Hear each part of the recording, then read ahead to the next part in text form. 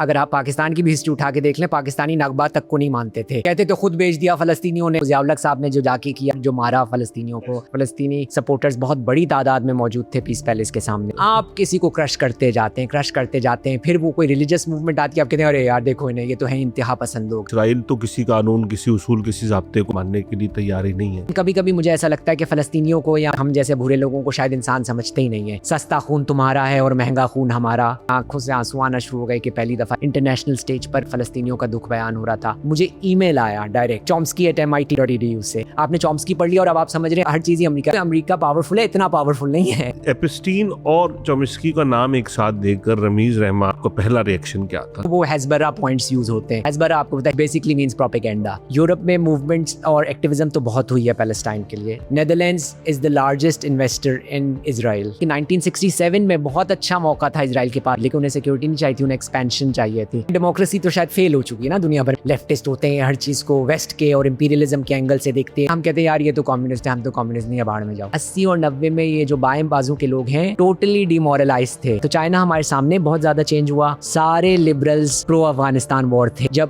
पहला AI hall of fame उन्होंने जारी किया 10 साइंटिस्ट का, उसमें चॉम्स्की भी थे। हम यूरोप के अंदर बढ़ता हुआ रेसिज्म देख रहे हैं। जब ये जेनोसाइड शुरू हुआ, इतना मेरे अंदर गुस्सा था, मैं गोरे को गाली देना शुरू कर देता था। तो ये तो पूरा वर्कर्स राइट्स को डेसिमेट कर चुके हैं, यूनियंस एग्जिस्ट नहीं करती। बहुत कम लोगों ने उतना टॉल्स्टॉय पढ़ा होगा जितना मैंने पढ़ा। चॉम्स्की के साथ टॉल्स्टॉय का भी मेरी जिंदगी पे बहुत असर है, और साथ में मीर की कुलियात है हाथ में। तो कहते हैं इकबाल में ये मसले, भाई होंगे मसले, पढ़ो तो।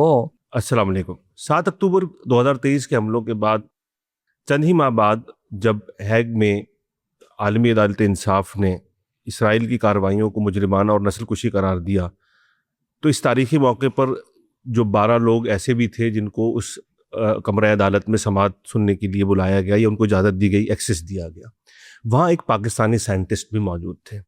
और हमारी खुशकिस्मती है कि वो पाकिस्तानी साइंटिस्ट, एक्टिविस्ट, राइटर हमारे साथ मौजूद हैं। जनाब रमीज रहमान साहब, आपको बहुत शुक्रिया तशरीफ लाने का। आपका तारुफ तो बहुत फैला हुआ है, आप एक और आपसे एक मेरा ज़ाती ताल्लुक़ भी है, क्योंकि आपके फादर हिफाज़ुर रहमान साहब वो मेरे मेंटोर हैं और हम हमारे जैसे कई सहाफ़ियों के लिए इंस्पिरेशन हैं। तो सबसे पहले एक दफ़ा तो एक शुक्रिया आपका कि आप आपका बहुत बहुत शुक्रिया। तो हम अगर इसी से मौका शुरू करें, क्योंकि आपको जो मैंने कहा ना कि आपने बहुत सी तब्दीलियों को अपनी होते देखा है, बदलता यूरोप देखा है, बदलता चीन देखा है, उस तरफ हम आएंगे। तो ये जो हियरिंग हुई और उस वक्त क्या माहौल था जब इनिशियल, आप तो उस वक्त यूरोप में थे और यूरोप में काफ़ी अरसा हो चुका है आपको उस वक्त से जी। तो उससे ज़रा हम शुरू करते हैं कि क्या एक्सपीरियंस था। हुआ ये कि जब 7 अक्टूबर को जैसे आपने कहा हुआ, तो फिर मुझे याद है कि मुझे पता चला तो मैं बहुत घबराया हुआ था। बाज़ लोग खुश थे कि बड़ा काम हो गया, और जो कि ज़ाहिर है एक वो दलेर था। अब आप जो उसके रिपरकशंस है उसकी बाद में बात कर सकते हैं, लेकिन मैं इसलिए डरा हुआ था कि मुझे अंदाज़ा था कि अब क्या होने वाला है। फिर हम उससे अगले ही रोज़ प्रोटेस्ट एक ऑर्गेनाइज हो रहा था, एक यंग स्टूडेंट एक्टिविस्ट का ग्रुप है। वो लोग पहले भी जब शेख जर्राह से निकाल रहे थे ना लोगों को, तब से वो कर रहे थे, हम उनके साथ तब भी थे। तो उन्होंने कॉल किया तो हम पहुँच गए छोटे से प्रोटेस्ट पे। तो उसमें ज़ाहिर है मुझे अभी तक याद है कि हम खड़े हुए थे, और फिर वो ज़ाहिर है जो हर प्रोटेस्ट में होता है कि आप ज़ाहिर है लोग परेशान होते हैं, दुख में होते हैं, तो आप एंड में थोड़ा सा कहते हैं कि चलें भाई फ़लस्तीनी दबके कर लें, ये कर लें थोड़ा अपने आप को वो करने के लिए। तो हमारे जो 1-2 फ़लस्तीनी दोस्त थे वो बहुत ही डाउनकास्ट थे, क्योंकि उन्हें ये था कि वैसे तो यूजुअली ये सही है, लेकिन अभी जो होने वाला है ना उसमें अभी ये इस मोमेंट पे दबके की भी गुंजाइश नहीं है, क्योंकि जो बुराई आने वाली है। और फिर वही हुआ, हम सब ने देखा। तो फिर जब साउथ अफ्रीका ने जुर्रत करके, दुनिया में वाहिद मुल्क था, कौन सा, किसने वरना फ़लस्तीन का साथ दिया था, उन्होंने जब केस किया तो हेयरिंग, तो जब डेट्स मुतय्यन हुई थी तो आई थिंक 11 जनवरी थी जब साउथ अफ्रीका अपना केस प्रेजेंट करता। तो मुझे ये था कि मैं अटेंड करूंगा पीस पैलेस में ये। तो उसमें 14 विजिटर्स की इजाज़त होती है, और उसके लिए लेकिन आपको लेनी पड़ती है अपनी जगह रात में जाके या सुबह जाके। तो मैं सोचा कि मैं सुबह पहुंच जाऊंगा, तो मैं पहुंचा था तकरीबन 6:30 बजे या कुछ ऐसा, आप सही याद नहीं। तो मैं समझ रहा था मुझे तो जगह मिल जाएगी। वहाँ ऑलरेडी 30 लोग थे वहाँ पे मौजूद, इंक्लूडिंग जेरेमी कॉर्बिन और क्रेग मरे जो मशहूर एक वो एक्टिविस्ट हैं। तो उसमें मुझे बड़ा अफसोस हुआ कि मुझे तो जगह नहीं मिल सकी, क्योंकि पहले 30-35 लोग थे। लेकिन बहरहाल मैं खुश हो गया कि चलें, जेरेमी कॉर्बिन से मुलाकात हो गई और क्रेग मरे को देख लिया, उनकी फ़ोटोज़ भी ली उनके। और तो बहरहाल फिर उस वक्त फिर हम लोग ज़ाहिर बाहर आ गए। -10 कह रहे थे कि टेम्परेचर था उस दिन। हमारे सबके जो हैं वो पाँव फ्रीज हो रहे थे, लेकिन सारे बहुत फ़लस्तीनी सपोर्टर्स बहुत बड़ी तादाद में मौजूद थे पीस पैलेस के सामने। और हम सब ज़ाहिर है वो एक जोश का जज्बा भी था, एक डर भी था, एक एड्रेनलिन भी थी, और एक अजीब माहौल था, वो बयान करना मुश्किल है सही। जो कि, और वो बहुत ज़्यादा, और फिर वो थोड़ा सा वो भी हो रहा था, वो जो ज़ायनिस्ट सपोर्टर्स थे वो हमसे अच्छा, आई मीन वर्नाक्युलर में बोले तो पंगे लेने की कोशिश कर रहे थे। बिल्कुल वो आके खामखा में छेड़छाड़ कर रहे हैं, तो यहाँ से भी किसी ने एक ने धक्का दे दिया, उससे झंडा छीन लिया इजराइल का। तो इस तरह के चल रहे थे, यानी कि हाईली चार्ज्ड एटमॉस्फेयर था। तो बहरहाल फिर हमें पुलिस ने अलग कर दिया कि भाई इजरायली वालों का ये जगह मुतय्यन है, वो यहाँ रहेंगे और तुम लोग यहाँ जाओ फ़लस्तीन वाले। फिर हम वहाँ गए, वहाँ बड़ी सी स्क्रीन लगी हुई थी, उस पर अल जज़ीरा पे लाइव पूरी हमने बाहर ही पीस पैलेस में अंदर चल रही थी, हम उससे 10-100 मीटर दूर बाहर से सारा देख रहे थे। तो वो भी ज़ाहिर है एक वो सॉलिडारिटी का मोमेंट था, आप सबके साथ थे। फिर अगले दिन जो है वो इज़राइल का वो था 12 जनवरी, वो मैं फिर आया यहाँ पे, लेकिन उस वक्त मैंने कोशिश भी नहीं की अंदर जगह लेने की, क्योंकि मैं बिल्कुल इमोशनली तौर पे ड्रेन्ड था, क्योंकि बहुत सारे मेरे जहन से चल रहे थे जो कल वाक़यात हुए थे, कि मुझे हुआ कि जैसे किसी एक फ़लस्तीनी बंदे ने वो इज़राइली को धक्का दिया था, तो मैंने कहा मैंने क्यों नहीं दिया, क्या मैं डरपोक था या क्या था मेरे ज़हन में। वो आपने लिखा भी उसके ऊपर। हाँ बिल्कुल वही बात है। वो जो एक फिल्म का प्रीमियर था गालिबन शायद, वो पद्मावत वाला आपने लिखा था। नहीं वो अलग है, वो मैं अच्छा। अलग वो बयान करूँगा, अच्छा। वो जर्मनी से रिलेटेड है, पद्मावत जर्मनी से रिलेटेड है। तो इसमें बहरहाल तो फिर हम इसमें भी बाहर खड़े रहे, जब उनके लॉयर्स आते थे तो लोग स्क्रीन पे अंडे फेंकते थे इस तरह से। फिर 12 जनवरी को ये हो गया, 26 जनवरी को डिसीजन आनी थी, रूलिंग आनी थी। तो मैंने इस दफ़ा सोचा था कि इस दफ़ा तो मैं जाऊँगा। फिर मैं पहुँच गया 4:30 बजे, नहीं 4:15 बजे मैं पहुँच गया, क्या कहते हैं, पीस पैलेस के सामने सुबह बिल्कुल। और रात यानी कि वो अंधेरा हो रहा था। तो उसमें उस वक्त मेरे से पहले से 6 लोग मौजूद थे।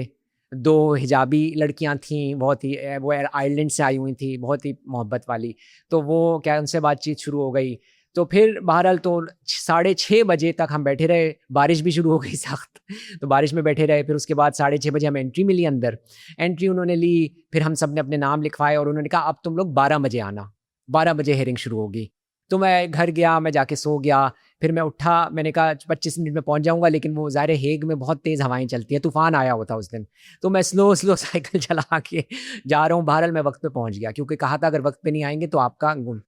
तो उस वक्त सारी हमसे चीज़ें ले ली, कहा जैसे टॉयलेट जाना है अभी जाए, बाद में कुछ नहीं होगा, सारी चीज़ें ले ली। पीस पैलेस के अंदर घुसे, तो अभी जा ही रहे थे तो वो एक हेड ऑफ़ सिक्योरिटी साहब आ गए, वो बेंगलोर के थे बाद में पता चला, लेकिन उन्हें डच नहीं आती थी, वो उन्हें सिर्फ इंग्लिश आती थी। तो उन्होंने वो जो हिजाब वाली लड़की थी उनमें से 3 थी, उनमें से एक को साइड में कर लिया और फिर थोड़ी देर में वापस आए, उसके बगैर कहते हैं उसे हमने निकाल दिया है। तो हमने पूछा भाई क्यों निकाला है? कहते हैं क्योंकि वो जब 11 जनवरी को अभी जो हेयरिंग थी ना उसमें भी थी, और उसमें उसने यहाँ पे बड़े आवाज़ें लगाई थी कि long live Palestine, free Palestine और इस तरह से। तो ये जो है ना ये रक्कस क्रिएट करती है और ये फिर कुछ करेगी रिस्क नहीं ले सकते। तो बहरहाल वहाँ थोड़ी बहसी हुई, वहीं से मूड ख़राब हो गया लेकिन बहरहाल फिर हम अंदर गए। पीस पैलेस जैसे मैंने लिखा भी अपने आर्टिकल में पॉलिस प्रोजेक्ट के लिए, बहुत ही इम्पोजिंग बिल्डिंग है। और वहाँ बैठे, वो थिएटर स्टाइल सीट्स थी उसकी। वो जो मेलकम शॉ साहब थे उन्हें देखा, जो उनके इज़राइल के वो थे, क्योंकि वो बिल्कुल मेरे नीचे बैठे थे, इज़राइल के लीडिंग अटर्नी जो थे। वहाँ पे साउथ अफ्रीका की टीम बैठी हुई थी। बहरहाल फिर शुरू हुआ, जब वो जजेस आए, जब जज साहिबा वो जो थी अमेरिका की, जो कि एक बिल्कुल वो टिपिकल जो ब्यूरोक्रेट्स होते हैं ना उनकी वो इंप्रेशन है उन जज साहिबा का, जो चीफ जस्टिस थी ICJ की, जब वो चीफ जज थी तो उन्होंने कहा उनका टर्म ख़त्म हो गया है। तो वो आए, उन्होंने शुरू किया कि ये 7 अक्टूबर को ये हुआ, बहुत बुरा हमला हुआ, फलाना ढिमका। तो मैंने कहा लो अब तो गए हम, क्योंकि मुझे वो याद थी एक डिबेट जो मैंने जिसका जिक्र भी किया, डिस्कशन नॉर्मन फिंकलस्टीन जो गज़ा के सबसे बड़े स्कॉलर हैं, उनके बहुत अच्छे दोस्त जो कि खुद बहुत बड़े एनालिस्ट और अच्छे स्कॉलर हैं, मोइन रब्बानी, उनकी डिस्कशन चल रही थी। तो मोइन रब्बानी का ये कहना था कि शायद हमें ये केस नहीं करना चाहिए था। क्योंकि जेनोसाइड की ये the fact that Israel genocide कर रहा है, ये बात इनफॉर्मली एक्सेप्ट होना शुरू हो गई थी।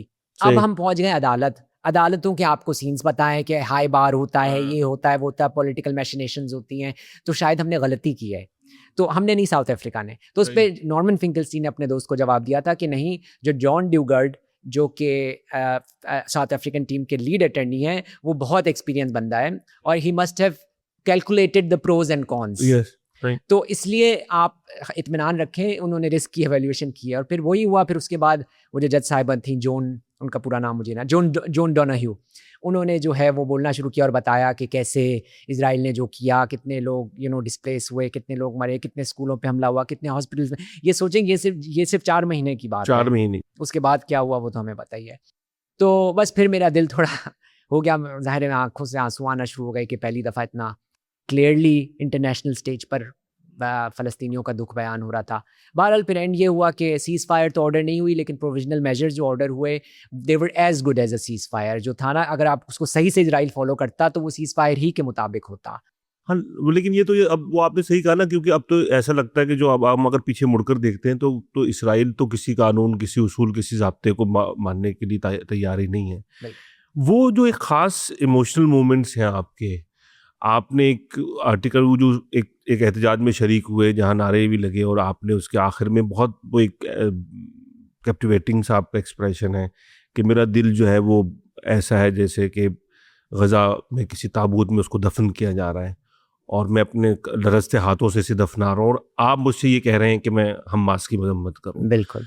तो खुद वहाँ पर जब आप थे और ये, क्योंकि उस वक्त तो बहुत चार्ज्ड माहौल था ना कि 7 अक्टूबर के बाद अचानक चीज़ें वो हो गई थी, तो ये जो पूरा एक तरीके से समझने की प्रॉब्लम पैदा होती थी कि आप जब बात करते थे तो सामने से कोई ना कोई ज़रूर कहता था कि हमास।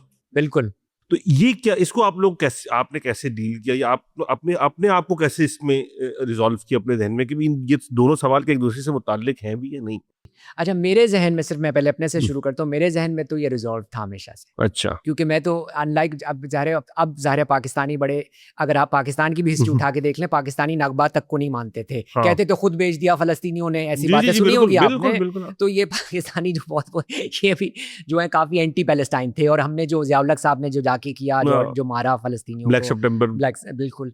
तो मैं तो बड़ा रिज़ॉल्व था। मैंने जैसे एक जगह कहीं लिखा है कि मेरी जो ज़िंदगी में पहली सियासी डिबेट हुई थी वो 11 साल की उम्र में हुई थी, और वो फ़लस्तीन ही पे हुई थी।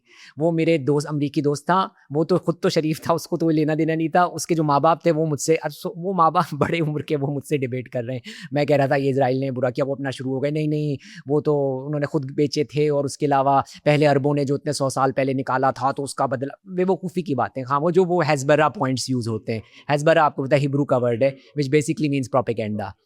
तो मेरे लिए तो रिज़ॉल्व था मेरे ये कि भाई इसमें तो कोई, आपने एक कौम को इतना जूते तले दबाया हुआ है, फिर आप ये बोल रहे हैं। ये तो वही बात होगी ना कि अंग्रेज़ बोलें कि भगत सिंह ने जाके वहाँ कोर्ट में क्यों बम फाड़ा था। बिल्कुल वही बात है ना, फाड़ा था भगत सिंह ने बम। तो इसलिए वो मेरे लिए तो रिज़ॉल्व था। उसका रिज़ॉल्व होने का ये मतलब नहीं होता कि मैं कहता हूँ कि जो लोग मरे हमास के हाथों, बहुत मैं खुश हूँ उस बात पे, नहीं, ज़ाहिर नहीं, वो इंसानी जान होती है। लेकिन आप उसको एज अ पॉलिटिकल एक्शन आप कैसे उसे कंडेम कर सकते हैं, या कैसे, जैसे मैं नॉर्मन फिंकलस्टीन की लाइन लेता हूँ कि ना मैं उसे कंडोन करता हूँ, ना मैं उसे कंडेम करता हूँ। सही। लेकिन वो करते तो और क्या करते।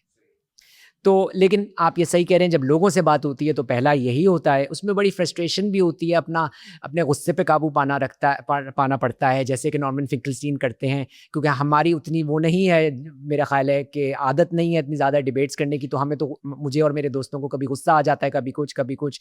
लेकिन बहरहाल हम लगे रहे जैसा तैसा। अपने ऑफिस में मेरी डिबेट्स हुई, इस तरह से दूसरी जगहों पर। तो हाँ, ये एक मुश्किल सवाल था। इसको हल करने का बस यही कि आप पेशेंटली पूरी हिस्ट्री बयान करना शुरू करें। भाई आप अपार्थाइड की बात करें, आप ऑक्यूपेशन की बात करें, आप डेकेड्स लॉन्ग बात करें। वो जो झूठी बातें की जाती हैं हमास के बारे में, लोग आज तक कहते हैं कि उनका चार्टर था, उसमें इजराइल को डिस्ट्रॉय किया जाएगा। वो चार्टर लिखा गया था, पहला चार्टर, जब वो बिल्कुल बेचारे बम, उसमें उन पर हमले हो रहे थे, वो बेचारे 4-5 लोग बिलीगर्ड से, उन्होंने मिलकर वो चार्टर लिखा था। वो चार्टर 2018 में रिवाइज हो चुका है। उसमें वो पॉलिटिकली मान चुके हैं 2 स्टेट सोल्यूशन को। अब दूसरी पार्टी रेडी ही नहीं है, उसे इतना ह्यूब्रिस है। क्यों ह्यूब्रिस है? क्योंकि इजराइल को जो वेस्टर्न पावर्स हैं, ना सिर्फ मिलिटरीली बल्कि डिप्लोमेटिकली, मॉरली, इंटेलेक्चुअली इतना ज़्यादा सपोर्ट करती हैं। सपोर्ट करना तो आई थिंक छोटा लफ्ज़ है, चढ़ा के रखती हैं सर पे कि भैया आप हमारे आनंददाता हैं, और इस तरह का चलता है ना। वो तो उन्हें स्पेशल स्टेटस मिला हुआ है।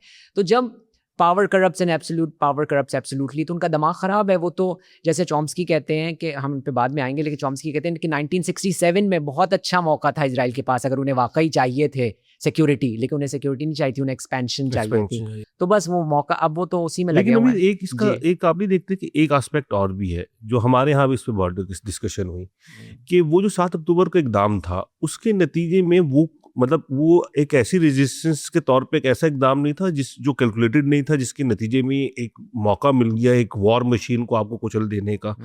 तो क्या वो, अगर हम उसको स्ट्रेटजी वाइज देखें, तो क्या वो आपको लगता है कि कोई ये एक ऐसा इकदाम था जिसने उस रेजिस्टेंस को फायदा पहुंचाने के बजाय उल्टा नुकसान ही पहुंचाया ना? इसमें मैं अगेन अपने से जो ज़्यादा इल्म के लोग हैं उन्हीं का मैं करूँगा, फिर से नॉर्मन फिंकलस्टीन की बात कहूँगा कि उन्होंने ये बोला था कि ये चीज़ें ना, इसके लिए कहना बहुत इट्स टू सून टू से।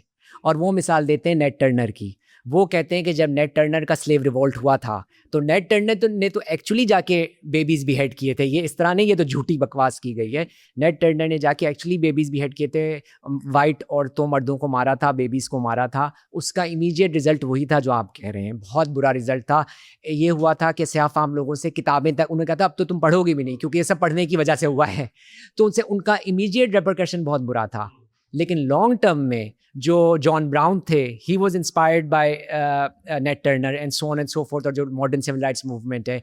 तो in the long run net Turner को अब हीरो समझा जाता है, और नेट टर्नर के जो जज्बा था उसको सही समझा जाता है। तो it's too soon to tell. Strategically तो गज़ा ख़त्म हो चुका है, बिल्कुल। अगर आप ये कह रहे हैं तो गज़ा ख़त्म हो चुका है। Gaza is no more, as Norman Finkelstein ही कहते हैं, गज़ा इज़ नो मोर। तो लेकिन देखते हैं, ये तो इट्स टू सून टू से। अच्छा, अब एक तो ये है, और दूसरी चीज और है कि जो कि अब ये मैं आप समझ सकते हैं कि बिल्कुल मैं तो एक वो सवाल कर रहा हूँ जो कि बिल्कुल हम यहाँ से बैठ के चीज़ों को देखते हैं ना पाकिस्तान में। आप तो ग्लोबल उसको भी देखते हैं, और वहाँ यूरोप में होने की वजह से आप लेफ्ट के जो लीडर्स हैं या लेफ्ट के जो ओपिनियन मेकर्स हैं उनसे आप खुद राब्ते में भी रहते हैं, उनको सुनते भी हैं बराह रास्त। एक सवाल ये भी होता है कि भाई हमास जो है उसकी वजह से बहुत बड़ा नुकसान ये हुआ पैलेस्टीनियन कॉज को, कि before Hamas it's kind of मतलब नेशनल मूवमेंट थी ये, यानी एक पैलेस्टीनियन नेशन की मूवमेंट थी। ग्रेजुअली हमास ने इसको एक रिलीजियस वो बना दिया। तो अब आप जो लेफ्ट के लोग हैं या जो सोशलिज्म का नाम लेने वाले लोग हैं, उनके लिए ऐसी किसी चीज़ को सपोर्ट करना, ये तो उसने नुकसान पहुंचाया ना इस पूरी उसको एक मजहबी रंग देकर या मजहबी तनाजुर देकर। तो इसको आप खुद कैसे देखते हैं इस बात को? अच्छा, लेट्स से हम कम्युनिस्ट नहीं है, लेट्स से, है ना। तो जब रेड आर्मी जो कि कम्युनिस्ट है, जब वो हिटलर को पुश बैक दे रही है और हिटलर को हरा रही है और दुनिया को बचा रही है ना इवेंचुअली, तो वरना हर जगह फाशिज्म आ जाती। तो हम क्या कहते हैं, हम फिर उस वक्त रेड आर्मी को सैल्यूट करते हैं, हम कहते हैं यार ये तो कम्युनिस्ट है, हम तो कम्युनिस्ट नहीं है, बाहर में जाओ। ऐसा तो नहीं है ना। वो रेजिस्ट कर रहे हैं हमास से पहले सेक्युलर ऑप्शंस भी थे, वो मार्क्सिस्ट ऑप्शंस भी थे। उनके साथ क्या हुआ, उन्हें क्रश किया गया ना। आप किसी को क्रश करते जाते हैं, फिर वो कोई रिलीजियस मूवमेंट आती है, आप कहते हैं अरे यार देखो इन्हें, ये तो है इंतहा पसंद लोग। यही है ना। तो भाई हम तो करेंगे सपोर्ट उन्हें, हमास को, इसलिए नहीं कि हम उनकी आइडियोलॉजी से एग्री करते हैं, उनकी रेजिस्टेंस से एग्री करते हैं। फर्क है। हम रेड आर्मी को, मैं कम्युनिस्ट नहीं हूँ, हालांकि सोशलिज्म की मेरे सिंपथीज है, लेकिन मैं रेड आर्मी को सैल्यूट करूंगा कि उन्होंने हिटलर को, वर्ल्ड वॉर 2 जीती ही सोवियत यूनियन की वजह से गई। वो तो आप ये फिल्में बकवास देखते रहते हैं, सेविंग प्राइवेट रायन वगैरह। 26 से 30 मिलियन रूसी मारा गया। बिल्कुल। तो जो रूस की कुर्बानियां है और जो लोगों की कुर्बानियां और जो रेड आर्मी की कुर्बानियां है, वो तो कोई डाउट ही नहीं कर सकता। तो सबसे ज्यादा मेरा ग्राउंड पे भी नुकसान शायद सोवियत यूनियन का ही हुआ। बिल्कुल। तो वही मैं लॉजिक यूज़ करूंगा कि जैसे मैं रेड आर्मी को ये कहूंगा कि भाई उन्होंने वो रेजिस्टेंस तो की ना उन्होंने, इसी तरह से हमास को, इसलिए नहीं कि हम उनकी आइडियोलॉजी से एग्री करते हैं, मगर हम उनकी रेजिस्टेंस से एग्री करते हैं। अच्छा, एक जब हम ये बात कर रहे हैं, आपने जिससे पिछले बार हम सवाल कर रहे थे, तो उसमें जब हम पहले भी मेरी आपसे बात हो रही थी, तो मैंने कहा कि वो जो पंकज मिश्रा आपने बताया कि जो किताब थी कि वर्ल्ड आफ्टर गजा, उसने उसमें एक ये पूरा एक वो लिया है प्रेमाइस के ये फर्क। अब आपने वो अच्छी मिसाल दी हिटलर वाली भी, कि हिटलर को रोकने के लिए एक वक्त दुनिया को अपने नजरियाती इख्तलाफात पर से कुछ डालकर एक साथ खड़ा होना पड़ा कि अगर ये तूफान ना रोका गया तो ये तो सब पूरी दुनिया को बहा कर ले जाएगा। आज नेतन्याहू की सूरत हाल उससे कुछ मुख्तलिफ नहीं, बल्कि बाद सूरतों में तो लगता है कि जितना लाइसेंस टू किल उसे हासिल है, शायद उस वक्त उसे भी नहीं था, हिटलर को भी नहीं था, कोई लॉ उस पर इम्पोज नहीं हो रहा। अब आप ये देखते हैं कि हम वहाँ पर खुद यूरोप में, आप नेदरलैंड्स में खुद हैं, आपका पूरा अच्छा खासा एकेडमिक कैरियर वहाँ पे गुजरा है, पढ़ते हुए भी, पढ़ाते हुए भी, और अब अपनी प्रैक्टिकल लाइफ भी वहाँ गुजार रहे हैं, दोस्तों में बैठते हैं, आप मुख्तलिफ प्रोग्राम्स में जाते हैं। जो कॉमन लोग हैं यूरोप के, क्या ये जो एक फ़लस्तीन में जो खून खराबा कत्ले आम हुआ, जो जुल्म की एक तारीख जो रकम की गई, क्या लोगों का वो बदला है? जो मिश्रा ने जैसे लिखा कि वो जो जेनोस एक हॉलोकॉस्ट की वजह से जो सिंपैथी थी वो आहिस्ता आहिस्ता आहिस्ता जो है ना वो अब लोगों के ध्यान से निकलती चली जाएगी, और इसराइल के लिए इसलिए सेंस ऑफ सर्वाइवल ज्यादा उनको वो अर्जेंट महसूस होता है, क्योंकि उन्हें लगता है कि अब तो दुनिया हमसे हमदर्द नहीं रहेगी। तो आप इसको, आपको नजर आती है ये तब्दीली? मैं इसका थोड़ा डिटेल में जवाब हाँ, दूंगा, बिल्कुल, क्योंकि ये थोड़ा वो मुश्किल सवाल है। हम्म, क्योंकि अगर छोटा जवाब तो ये है कि हाँ, तब्दीली इस लिहाज से है, और होलोकॉस्ट नई जनरेशन को तो वैसे ही होलोकॉस्ट से ज़ाहिर इतना ज़्यादा वो नहीं था, और अब मज़ीद कम हो गया। लेकिन इसका मैं थोड़ा लंबा तफसील में बिल्कुल जवाब देना। बिल्कुल। हुआ यह है कि यूरोप में मूवमेंट्स और एक्टिविज्म तो बहुत हुई है पैलेस्टाइन के लिए। जहाँ मैं नेदरलैंड्स में रहता हूँ वहाँ शायद कॉन्टिनेंटल यूरोप में शायद सबसे ज़्यादा हुई है, यूके को छोड़ के। यानी कि जो हेग में मार्चेस हुई, रेड लाइन मार्चेस 1.5 लाख की, एम्स्टरडेम में 2.5 लाख की मार्चेस हुई, बहुत एक्टिविज्म हुई। लाइडा, एम्स्टरडेम, उतरेख्त यूनिवर्सिटीज़ में एनकैम्पमेंट्स हुए। Utrecht University became the first Western institution to boycott Israel, कि अब हम इनसे, इनके ऑर्गेनाइजेशन से, इनके इंस्टीट्यूशन से हम नहीं करेंगे कोलैबोरेशन। ये बहुत बड़ी बात है Utrecht यूनिवर्सिटी की। F-35 पार्ट्स की सेल्स पर कोर्ट में ऑर्डर आया कि नहीं होगा। तो ये तो सारी फतूहात हैं, और ये जो आप कह रहे हैं एटीट्यूड चेंज होने की बात है। लेकिन अगर मैं दूसरी तरफ देखूँ, ये एक्टिविस्ट सर्कल्स तो तक तो ठीक है, लेकिन मेरा ये रीडिंग है कि जो पॉपुलेशन ऑन द होल है, और maybe this goes beyond Palestine, maybe ये एक मॉडर्न डेमोक्रेसी की वो फॉल्ट है। Population on the whole indifferent है। पॉपुलेशन ऑन द होल काफ़ी मामलात में इनडिफरेंट है, क्योंकि डेमोक्रेसी तो शायद फेल हो चुकी है ना दुनिया भर, पार्लियामेंट्री डेमोक्रेसी, क्योंकि वो लोग इंगेज नहीं फील करते उन्हें। तो और दूसरा, institutional policies. Netherlands is the largest investor in Israel उनका, और Israel is also a big investor in Netherlands. 49 billion या कुछ की इन्वेस्टमेंट्स नेदरलैंड्स के थ्रू इज़राइल में, और वाइसी वर्सा उतनी ही कुछ इज़राइल की नेदरलैंड्स में है। तो ये है। और उनके जो पॉलिटिशियंस हैं, जब आप उनसे बात करें, उनके बयानात सुने, तो अक्सर हैं, अच्छे भी हैं, लेकिन ज़्यादातर इज़राइली की साइड पे दिखाई देते हैं, even after 3 years of genocide. तो चेंज आ रही है, पब्लिक लेवल पे आ रही है, मगर बहुत स्लो आ रही है। ये नहीं हम कह सकते, ये खुश अपने आप को बेवकूफ़ बनाने वाली बात होगी कि हम कहें कि बहुत सी चेंज आ गया है। पंकज मिश्रा का जहाँ तक ताल्लुक है, जो मुझे महसूस होता है, उनकी जो बुक थी उसकी ख़ास बात ये थी कि he was drawing line in the sand, कि भाई ये हो गया, और मैं एज अ मॉरल एजेंट और एज जिसकी कुछ वक़्त है दुनिया में जो कि है उनकी, तो वो एक लाइन ड्रॉ कर रहे थे, ताकि आगे वाले लोग उनसे इंस्पिरेशन लें और उसे मार्कर के तौर पे उसे कोट करें, उसे यूज़ करें। वो एनालिसिस मुझे लगता है कम था, और वो एक लाइन लकीर खींच रहे थे ज़्यादा। वो मुझे मेरा ऐसा मानना है, जो कि बहुत खूबसूरत किताब है उनकी। और वो उन्होंने जिस तरीके से पूरा कंपैरिजन किया है शुरू में, कि जब खुद नाजी जर्मनी में जिस तरह के जो हमले हुए, और वो पूरा उन्होंने उसको किया है। अच्छा, इसमें रमीना एक चीज़ और, हम अगर आप देखें कि क्या आपको लगती है, जो आपने बात की कि लोग इंडिफरेंस हैं, लोगों में इंडिफरेंस पाया जाता है, और वो सिर्फ पैलेस्टीन तो चले एक और इशू है, लेकिन और भी बहुत से इशूज हैं जिसके ऊपर पाया जाता है। लेकिन अब जैसे कि ये जो जंग है, हम अक्टूबर 2023 के बाद जो कुछ बदल रहा है, चाहे वो मिडिल ईस्ट में बदल रहा हो, हम देखेंगे कि वो उसका नतीजा यही है कि वो उसी से शुरू होने वाली एक चीज़ है जो इसराइल ने शुरू किया, गदा में जो कुछ किया उसने। ईरान की जंग भी उसी की कंटिन्यूएशन है, जो कुछ से लबनान में आज हो रहा है वो सब कुछ उसी की कंटिन्यूएशन है।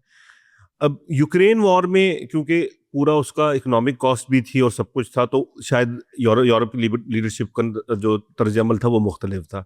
लेकिन अब आपको नहीं लगता कि ईरान की जो करंट वॉर है, इसमें हम देखते हैं कि क्योंकि इसके इकोनॉमिक बर्डन तो अब आना शुरू होगा, तो अब आपको क्या नहीं लगता कि वहाँ भी इसराइल से टूवर्ड्स थोड़ा सा बदलेगा अब ये जो इंडिफरेंस है शायद? हाँ, तो इकबाल का एक शेर है, आपको पता नहीं याद आता है कि नहीं, मशरिक के खुदावंद सफ़ेदान फिरंगी।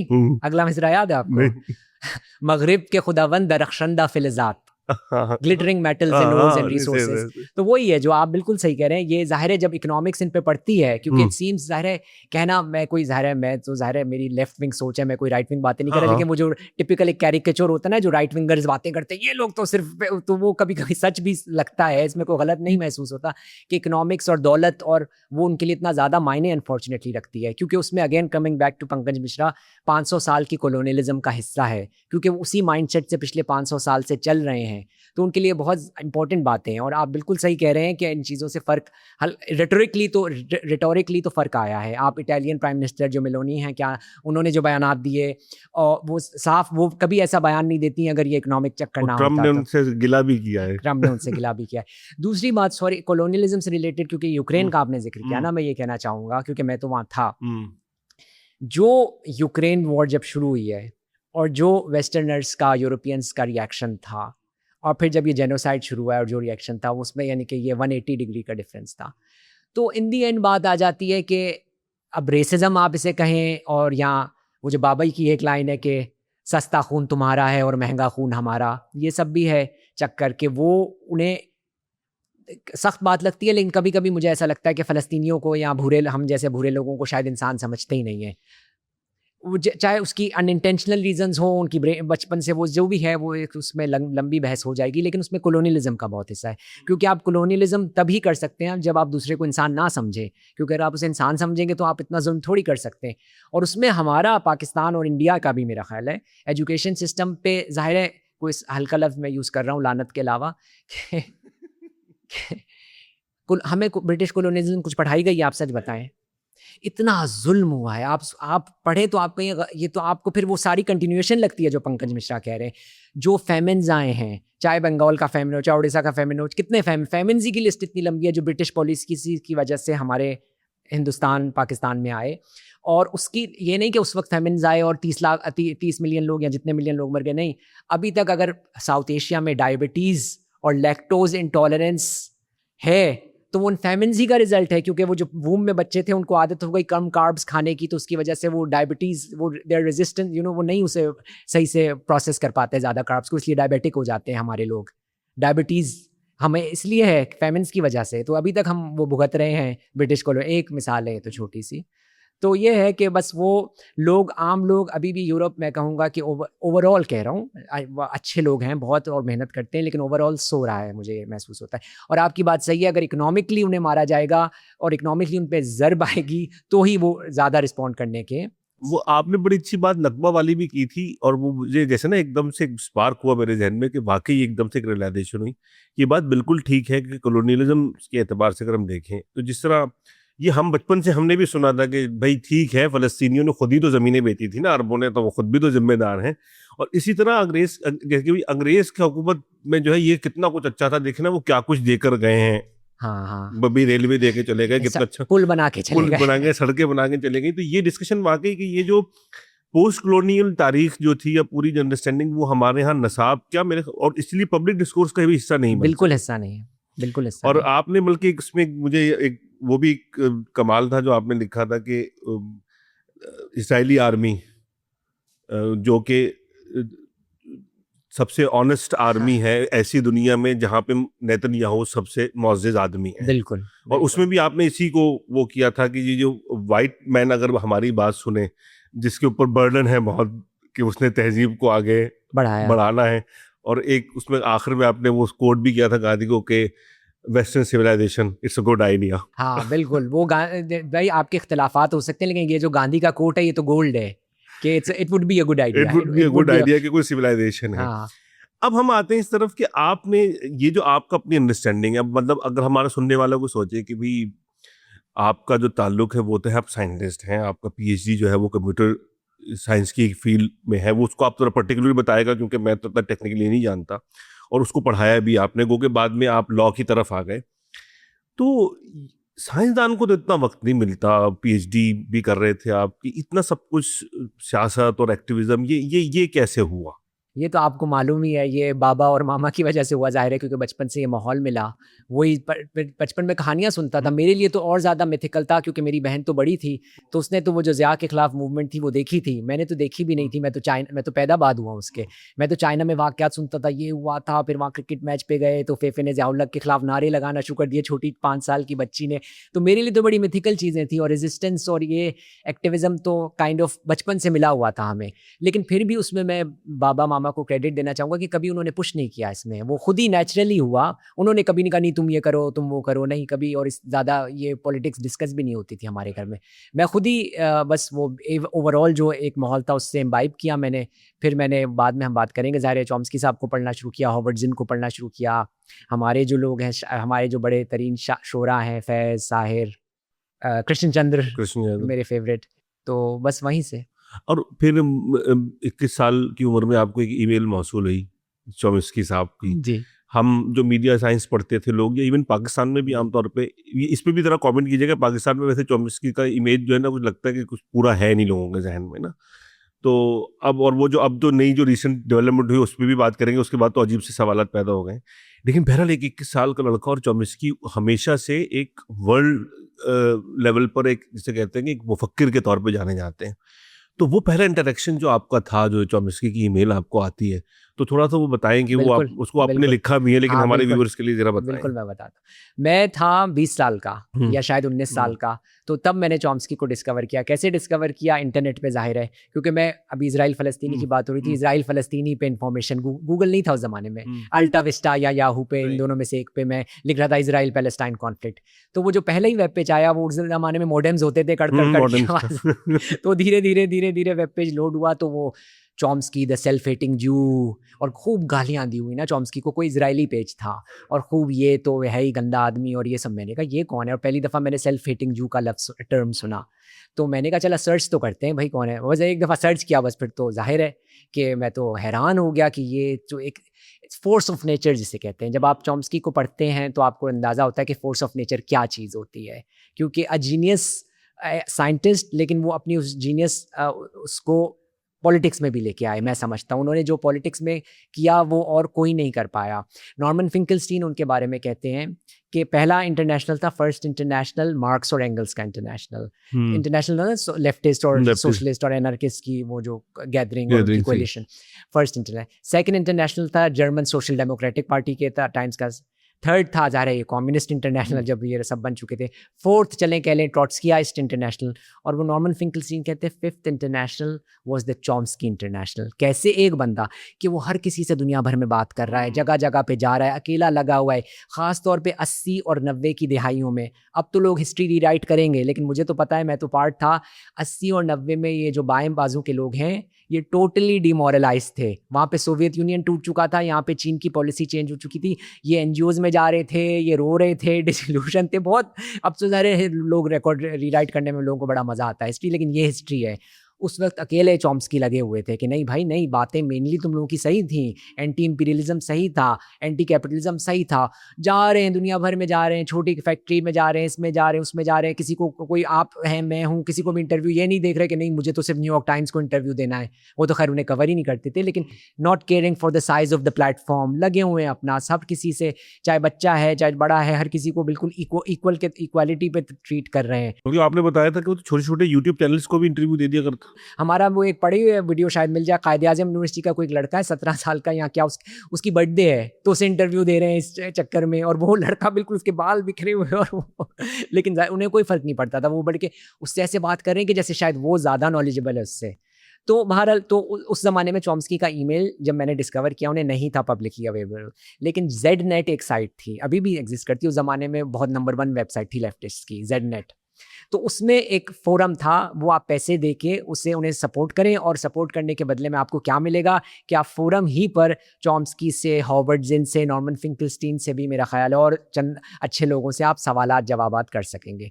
तो मुझे बड़ा हुआ कि चलो करते हैं। अब क्रेडिट कार्ड तो था नहीं, आपको बाबा को तो पता है, बाबा क्रेडिट कार्ड रख ही ना लें, तो वो फिर कोई कज़न से मांगा, इधर से मांगा, फिर क्रेडिट कार्ड बोरो किया, फिर वो क्या कहते हैं जी ज्वाइन किया। मैं बड़ा खुश, लेकिन फिर भी मैं फोरम पे पढ़ता रहता था, कभी सवाल नहीं किया। पहला सवाल मैंने किया 9/11 के बाद, जब 9/11 हो गया, मैंने कहा प्रोफेसर, मैं 21 साल का था, बच्चा सा था, मैंने फोरम पे सवाल किया, ईमेल पे नहीं हो रहा है, फोरम पे। मैंने कहा प्रोफेसर चॉम्स्की, ये 9/11 हो गया है और सारे पाकिस्तानी, सारे ज़्यादातर पाकिस्तानी कह रहे हैं ये तो कॉन्स्पिरेसी है और ये सब। और उसमें मैंने ऐसी बेवकूफ़ी, ज़ाहिर 21 साल के बच्चे की बेवकूफ़, लड़के की बेवकूफ़ी देखे। मैंने कहा और ये सारा इसलिए हो रहा है क्योंकि लोगों की जहनियत जो है वो बड़ी मजहबी है।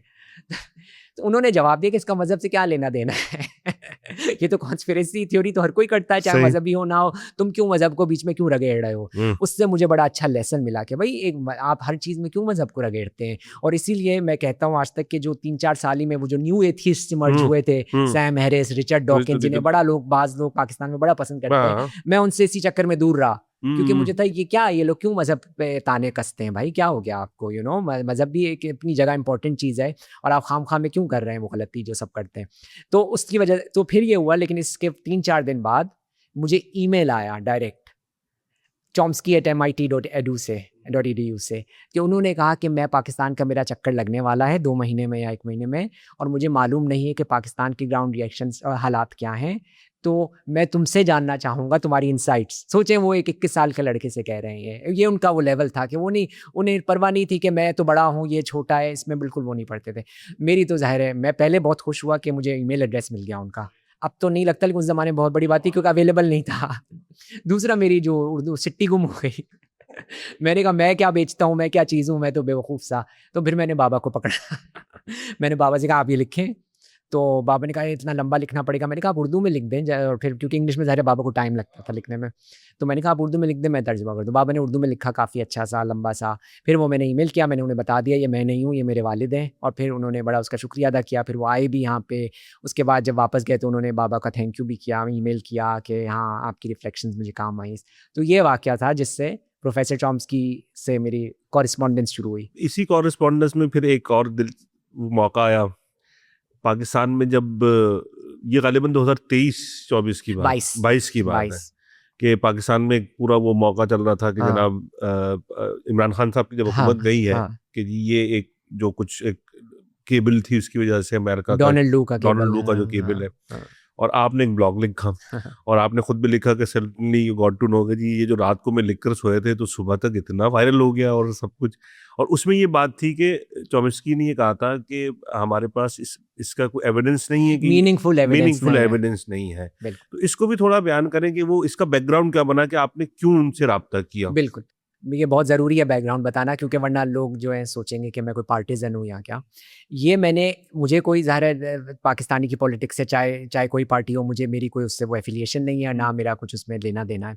मैंने ये ब्लॉग पोस्ट सिर्फ और सिर्फ प्रोफेसर चॉम्स्की के लिए लिखा था। वाक़या कुछ यूँ हुआ था कि उस ज़माने में एक इदरीस अहमद साहब होते हैं, वो सीरिया के पार्टिजन हैं, वो जहर उगलते रहते हैं चॉम्स्की के ख़िलाफ़ भी और दूसरों के ख़िलाफ़ भी। तो उन्होंने ये लिखा था कि ये जो वेस्टर्न लेफ्टिस्ट होते हैं, हर चीज़ को वेस्ट के और इंपीरियलिज्म के एंगल से देखते हैं, और ये जो ज़मीनी हक़ाइक़ होते हैं मुल्कों के उनको नहीं देखते। तो ये बहुत पाकिस्तानी जर्नलिस्ट ने इसको रीट्वीट कर दिया, हामिद मीर ने रीट्वीट कर दिया, सारा अलमेडा ने रीट्वीट कर दिया। तो मुझे ये लगा कि ये बेसिकली ये जो इमरान खान वाला चल रहा है ना, इस पे अटैक हो रहा है, क्योंकि प्रोफेसर चॉम्स्की के अलावा वाकई पूरा जो वेस्टर्न लेफ्ट था वो बहुत ज़्यादा उछल कूद रहा था कि ये तो कू है, ये तो कू है, ये तो, क्योंकि वाकई वो अनलाइक प्रोफेसर चॉम्स्की वो जल्दबाजी का शिकार होते हैं। वो हर चीज़ को अमेरिका ने करवाया, ये अमेरिका की साजिश है। हालांकि चॉम्स्की जो थे वो सबसे बड़े अमेरिका के क्रिटिक थे, उन्होंने कभी ऐसी जल्दबाजी नहीं की। लेकिन जो ये दूसरे लेफ्टिस्ट हैं जो उतने पढ़े लिखे भी नहीं हैं, उतना सोचते भी नहीं हैं, उनके लिए था ये तो अमेरिका ने करवाए।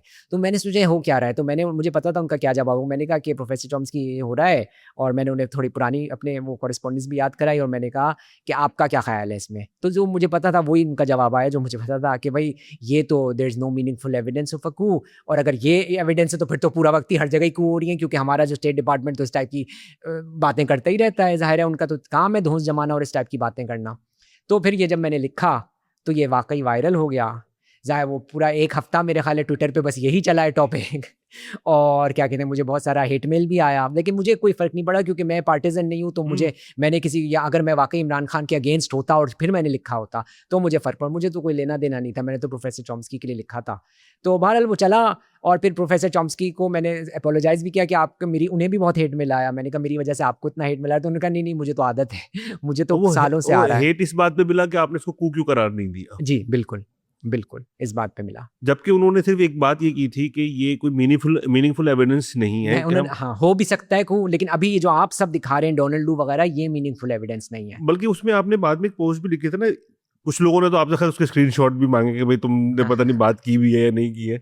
और एक साहब ने उसको मिसकोट भी करने की कोशिश की, उन्होंने कहा कि देयर इज अ पॉसिबिलिटी। हाँ बिल्कुल। कि इम्कान तो जाहिर है किसी भी बात का हो इम्कान तो सकता किसी है, बात का भी हो सकता लेकिन है। इस वक्त जो चीजें हमारे सामने उसमें हम ये नहीं कह सकते कि ये जो कुछ हुआ था ये कोई बकायदा जिसे कहते हैं इंटरवेंशन की गई हो किसी हुकूमत की तब्दीली एक के लिए। रैशनल पर्सन की तरह, साइंटिस्ट की हम्म तरह कह लें, यही आपका एटीट्यूड होना चाहिए ना। हम्म आप क्यों जंप टू कंक्लूजन्स करें? सही सही।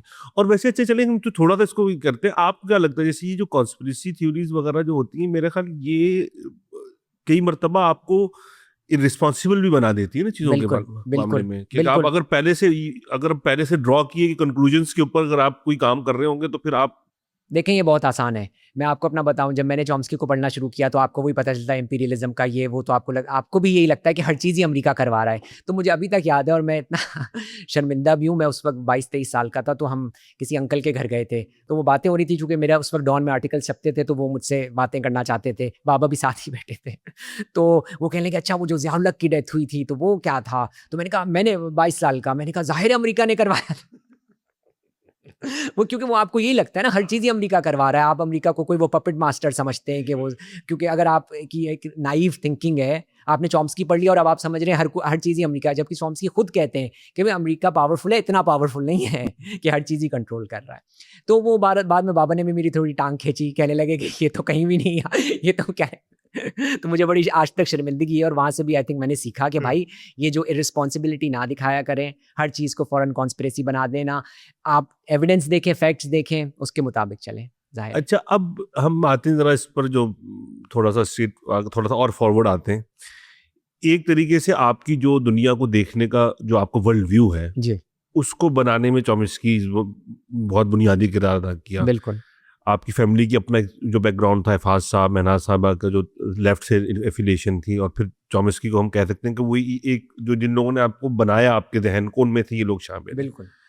अब एक हीरो आपका जहन में होता है ना, जब एपिस्टीन फाइल में नाम आता है चॉम्स्की का, उस पर खैर आपने एक वीडियो भी बनाई, लोग, मैं तो बहुत से दोस्तों को सजेस्ट करूंगा कि वो देखें भी उसको। तो वो उस वक्त आपका क्या अंडरस्टैंडिंग थी? सबसे पहले तो जो हमारा पाकिस्तान में सुनने वाले, क्योंकि आपको पता है एपिस्टीन फाइल के ऊपर तो सिर्फ एक ही मसला है कि जो उसका नाम आते ही बस जहन में ही आता है कि बस वो एक जजीरा है जहाँ पे सब कुछ, वो एक फैंटेसी वर्ल्ड थी और वहाँ सब गलाजत और कराहती थी।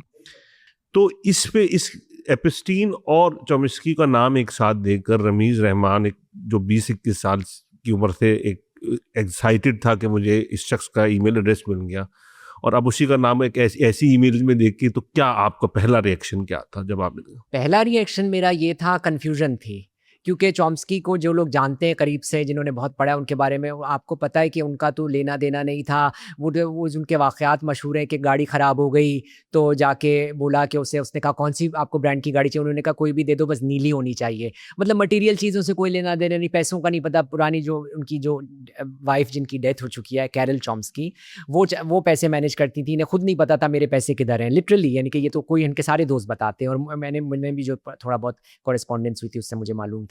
तो ये आप बड़ी कन्फ्यूजन हुई कि ये क्या हो रहा है, कि ये बंदा, अब हर कोई कह रहा हो इसे तो, ये तो बड़ा मटीरियलिस्टिक आदमी था, इसे तो जहाज़ों में घूमने का शौक था, इसे तो लग्जरीज चाहिए थी, इसे तो एप्स्टीन ने थोड़े से पैसे दिखाए तो ये तो 87 साल की उम्र में पलट गया। अब आपको ये हो रहा है कि यार ऐसा कैसे हो सकता है? जो ज़िंदगी उसने 87 साल बेचारे एक ने गुजार दिए ह्यूमैनिटी की खातिर, खून थूक थूक के, आप कह रहे हैं कि 87 साल की उम्र में आके उसने कहा भाड़ में जाए मेरी पूरी मेहनत, अब मैं अपना नाम वो करूँगा, और मैं जहाज़ में बैठने की खातिर जो है, या एप्स्टीन के होटल में रहने की खातिर वो जो है सब कुछ बेच बाच दूंगा। तो मैंने थोड़ी इन्वेस्टिगेशन की, मैंने सारी तो नहीं, गलत बात है, मैंने तकरीबन 1500 चॉम्स्की की शायद तकरीबन 6000 फाइल्स है, मैंने उनसे 1500 से 2000 कुछ पढ़ने पड़े, ज़ाहिर है, क्योंकि मुझे वीडियो बनानी थी, रिसर्च करी। तो उसमें ज़ाहिर है जो मुझे पता चला वो ये था कि 87 ईयर ओल्ड की उम्र में इनका पहली दफ़ा एप्स्टीन से कॉन्टेक्ट शुरू हुए। इनकी दूसरी बीवी थी वलेरिया चॉम्स्की, ये तीनों साथ होते थे, यानी कि ये होते थे, ऐसा लग रहा है पूरा वक्त साथ होते थे, लेकिन तीनों की यानी कि दोस्ती थी, अलग से चॉम्स्की की दोस्ती नहीं थी। वलेरिया चॉम्स्की जो चॉम्स्की से थोड़े सा उम्र में कम भी हैं, उनकी दोस्ती थी।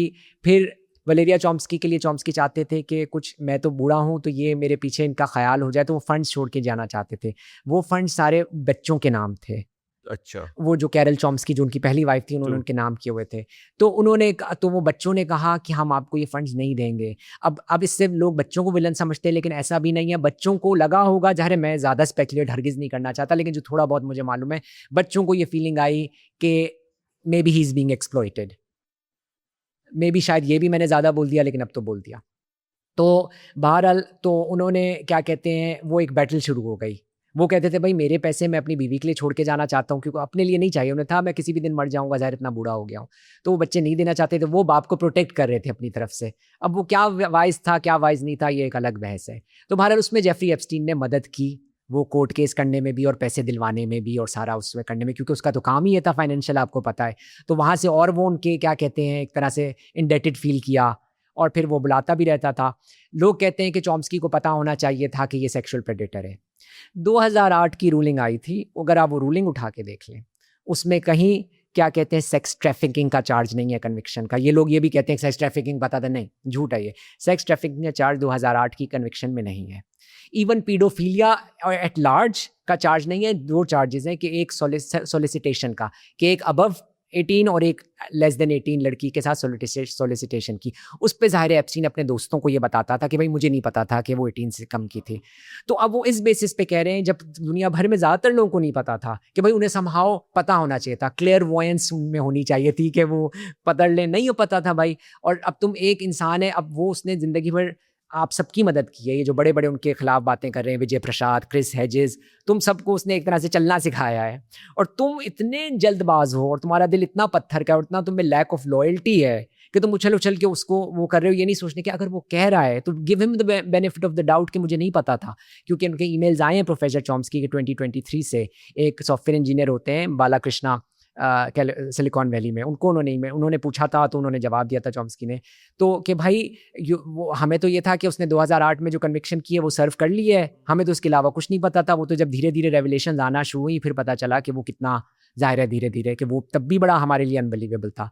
देखिए दिस इज़ आफ्टर उनके कट ऑफ हो चुका था, और 2019 में तो वो ख़त्म ही हो गया मामला सारा। लेकिन वो जो पहला रिएक्शन था, तो आपको लगी ना, यानी आप लेफ्ट जो खुद ग्लोबल लेफ्ट है, या आप जो बल्कि क्या कहते हैं उसको, आपको ग्लोबल नॉर्थ का जो लेफ्ट है, वो भी इस पे कंफ्यूज, वहां पे भी बाद लोगों ने तो बहुत जल्दी ड्रॉ कर लिया ना। कंफ्यूज नहीं थे, सीधा सीधा अगेंस्ट थे। वो तो उन्होंने चॉम्स्की को कैंसिल कर दिया, सीधा सीधा कैंसिल कर दिया ना। कन्फ्यूजन कोई नहीं थी, जीरो कन्फ्यूजन। जब इन्होंने पाकिस्तान का जो इमरान खान का कूप इन्होंने इतनी जल्दी की ना, मुझे तो अभी पता चल गया इनका दिमाग खराब है ग्लोबल लेफ्ट का। ये बस जल्दबाजी करते हैं हर चीज़ में। फिर उन्होंने साबित किया चॉम्स्की के खिलाफ इस तरह से एकदम करके, बगैर किसी उसके पूछताछ किए, देखे बगैर, बेनिफिट ऑफ द डाउट किए बगैर, रिसर्च अपनी किए बगैर, सलेशियस बातें की। एलन मैकलियोड ने मिंट प्रेस में सबसे वेल रिसर्च आर्टिकल लिखा चॉम्स्की के खिलाफ, और इस पूरे रेवलेशंस पे मैंने तो 1500 पढ़ी, उन्होंने 6000 पढ़ ली, लेकिन उसमें कोई नई बात नहीं थी जो मैंने 1500 पढ़ी। आप उनका मेल पढ़ें, ऐसा लगता है वो येलो जर्नलिज्म जिसे कहते हैं, इतने इशारे किनाये और कॉनोटे, वो गंदी गंदी बातें उसमें उन्होंने वो करके येलो जर्नलिज्म की हुई है। तो ये तो पूरा लेफ्ट ही ऐसा है। ये तो चंद लोग हैं लेफ्ट में, नॉर्मन फिंकलस्टीन जैसे, जो अभी भी अपने दोस्त के साथ और अपने मेंटोर के साथ खड़े हैं। बाकी सब तो या तो इसलिए वो हो गए कि भाई हम पे भी ना तनकीद आ जाए कि ये देखो डिफेंड कर रहा है इसे, तो हम कहते नहीं नहीं भाई हमारा इससे कोई ताल्लुक नहीं है, ख़राब इंसान था चलो। या बाज और ज़्यादातर आई थिंक वाकई बिलीव करते हैं ऐसा। और वो आपने इसमें एक रेफरेंस भी दिया था ना अपनी इस वीडियो में जो आपने बनाई थी, कि वो कैंसिल कल्चर का मामला, तो ये कि फ्रेंकस्टीन ने तो उस पर बाकायदा किताब भी लिखी, कि चॉम्स्की पे इससे पहले भी मीटू मूवमेंट वाले ज़माने में भी तनकीद हुई। तो ये जो कैंसिल कल्चर है, खुद अगर हम देखें तो आप इसके बारे में क्या, वहाँ तो शायद ज़्यादा हम उसको आप देखते होंगे, हमारे यहाँ तो उसकी नौयत ज़रा मुख्तलिफ है, कि ये एक तरीके से एक वेपनाइज नहीं हो जाता, कि कैंसिलेशन भी तो एक वेपनाइज हो गई ना कंप्लीटली। आई मीन इसमें तो कोई सवाल ही नहीं है। ये तो यही हुआ, ये आइडेंटिटी पॉलिटिक्स की वजह से हुआ। बात बात को करना, जुबान पे ध्यान देना इतना ज़्यादा। मैं ही नहीं कह रहा, लफ्ज़ों की अहमियत होती है, लेकिन आप इतना ज़्यादा ध्यान दे रहे कि उसकी पूरी, एक बंदा है उसकी कोई वो कंट्रीब्यूशन है, सर्विस है, आज उसने कह दिया कि ओ तुम काले हो लेट्स से, या तुम, बस वो कैंसिल हो गया पॉलिटिकल करेक्टनेस में। हाँ, आपने उसे कैंसिल कर दिया। और ये तो अब तो थोड़ा इसका जोर टूटा है। या 5 साल पहले, 6 साल पहले देखें इसका क्या जोर था। और उस वक्त दुनिया भर में सिर्फ, मैंने जैसे अपनी वीडियो में बोला, सिर्फ नॉर्मन फिंकलस्टीन के पास इतने गट्स थे, बाकी सब चुप करके बैठे होते, चाहे पाकिस्तान हो चाहे वेस्ट हो, किसी में इतना गट्स नहीं। तो उसके लिए ज़ाहिर है थोड़ा सा उस आदमी के जो थोड़ा डिफरेंट हो उसकी ज़रूरत है। और वो नॉर्मन फिंकलस्टीन है, ज़ाहिर है उन्हें परवाह नहीं है कि भाई वो कहते तुम मुझे क्या दौलत दे दोगे, मुझे ना उससे मतलब है।